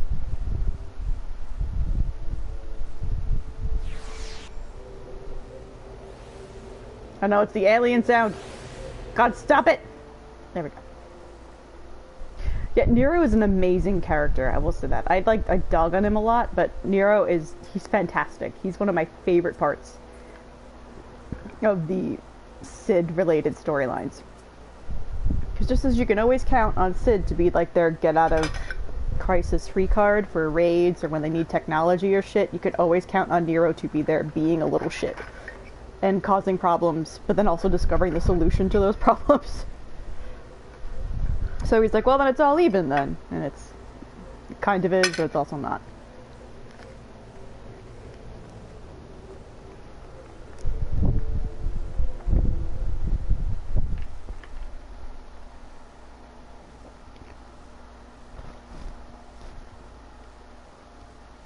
Always a cool guy hanging out in the back.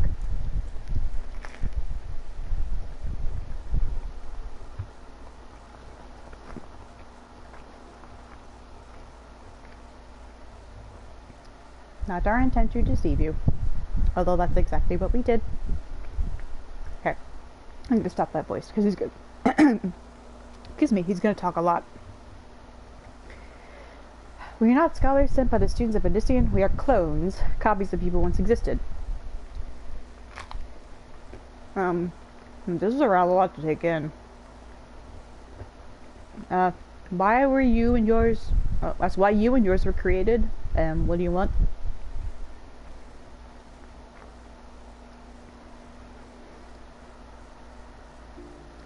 The Allegan Empire reached its zenith long before our kind came into being. In that glorious age, the Crystal Tower stood tall as a symbol of Allegan pride. Parents took their children there, that they might learn how the nigh limitless energy it produced brought prosperity to the whole empire. That prosperity, however, bred decadence, and the empire began to show signs of stagnation. This decline is made all the more rapid for want of strong leadership. In a matter of generations, the Allegan civilization became a pale shadow of its former self. Its once gleaming cities fell into disrepair, and its frontier lands were given over to the wilderness. Lamenting the pitiful state of affairs, one technologist made it his mission to restore Alec to greatness. Amon was his name, and he believed that the ailing empire wanted for but a potent ruler. Like that was the only thing it wanted. Oh, okay. And none was more potent than its founding father, whom he sought to resurrect. Good night, EBD.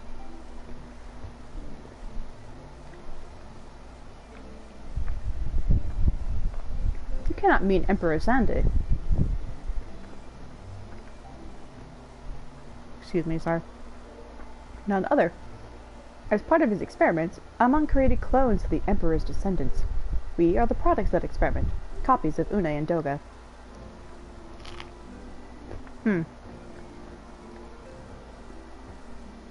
Historical texts mention the reigns of two Allegan emperors named Xande. It was commonly believed the second was a namesake of the first.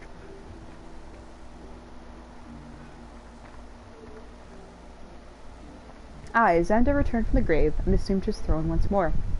And true to Amon's prediction, the Emperor restored his realm to the glory it once knew. Would that he could have been satisfied with that.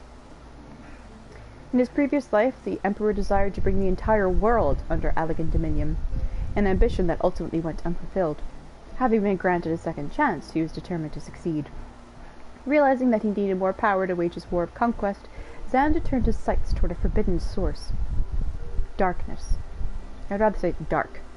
In order to learn how to harness this power, he converted the Crystal Tower into a restricted research facility. No. Dark. Again.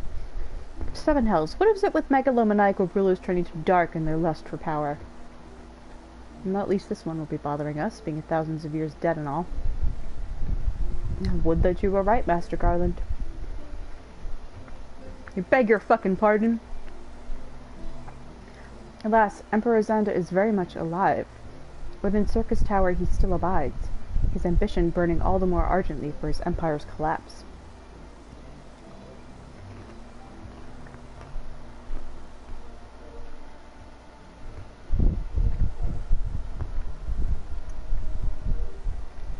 Wielding the power of dark requires prodigious amounts of energy, energy that not even the crystal tower could produce. In order to augment the shortfall, Dalamud was created and launched into the heavens. On high it hung, gathering the sun's energy and channeling it to the tower below. However, a miscalculation resulted in a surge of energy that escaped into the land. This triggered an earthquake of unprecedented violence, the calamity that ushered in the fourth Umbral Era. This sounds so creepy. In the blinking of an eye, the mighty Allagan Empire was laid to waste. Even as the Crystal Tower was sinking into the earth, the technologist Amon, now Emperor Xander's closest aide, invoked powerful magics and halted the flow of time. Every soul within the structure, the Emperor included, was placed in a deep slumber. In that state they were to remain until the time was ripe to awaken.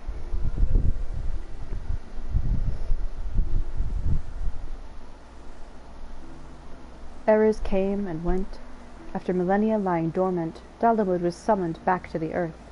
Its descent triggered the seventh Umbral Calamity, in the wake of which the Crystal Tower emerged.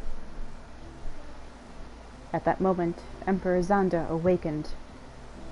In his lust for power, the Emperor consorted with dark and was seduced by its corrupting influence. Even though his empire is now little more than a fading memory, he will stop at nothing to see his ambition realized. Again, legacy and loss. Also, we should note that the power to mess with the flow of time, or just time in general, is as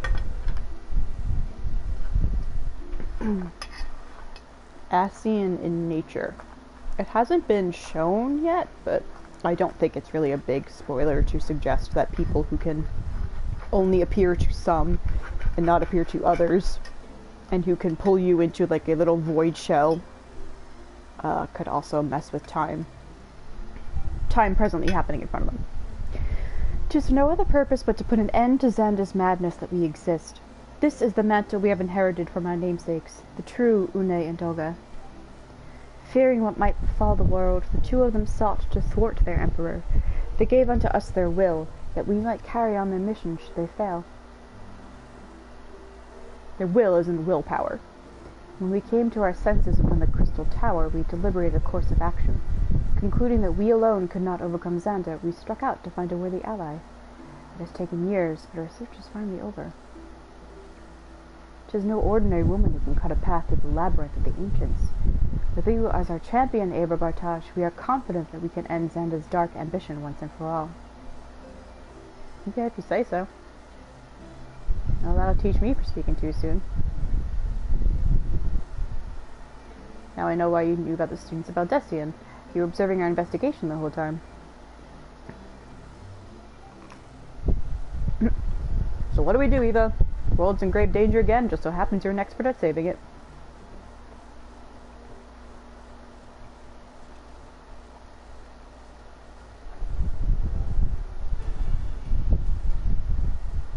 You have our eternal gratitude. Together let us see the Allagan Empire's dark past laid to rest.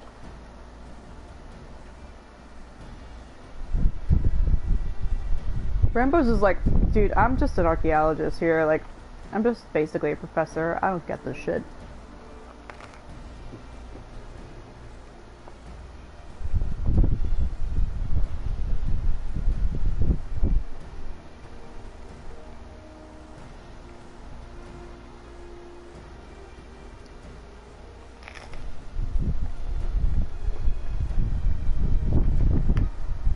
TLDR, though he's sad they'll lose information, he doesn't want Une and Doga to have done what they did in vain, so their new directive is sealing off the tower.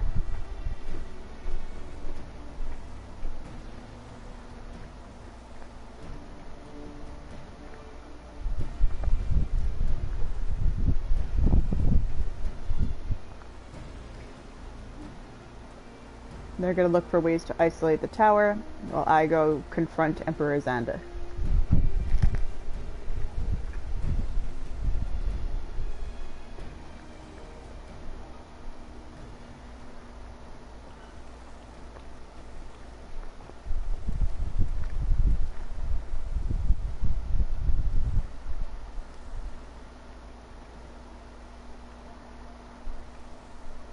RP walk.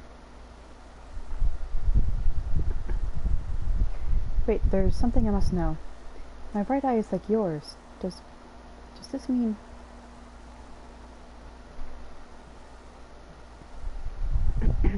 That cat boys existed? Yes. You inherited the trait from your father, you said. Know that clones are unable to bear offspring. You have no cause for concern. The elegant eye, you called it. But to us it is the royal eye, owing to the fact that the trait manifests only in those possessed of royal blood. I cannot well explain why the eye runs in your line, but I am disinclined to think it a coincidence. Though you are doubtless impatient to learn the truth, pray have patience. All will be revealed in due time.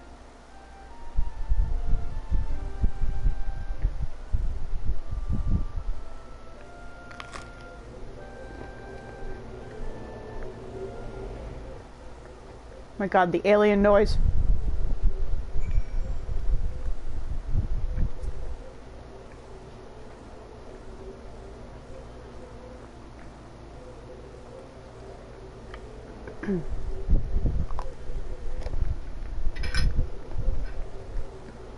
Oh, sorry. My apologies if I've given you cause to worry. I am quite well.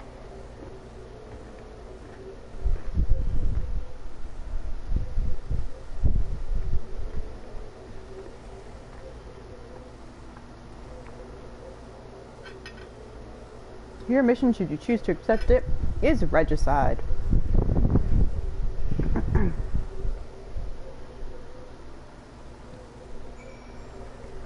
And this is where I leave off. I'm probably going to stream either at 8 or 9. No, I am going to stream, but probably at 8 or 9. Because it's about 15 to 7 now. And, I want to have time to eat and just relax a little bit. Plus, I've been going for a really long time. So, always do the wrong thing.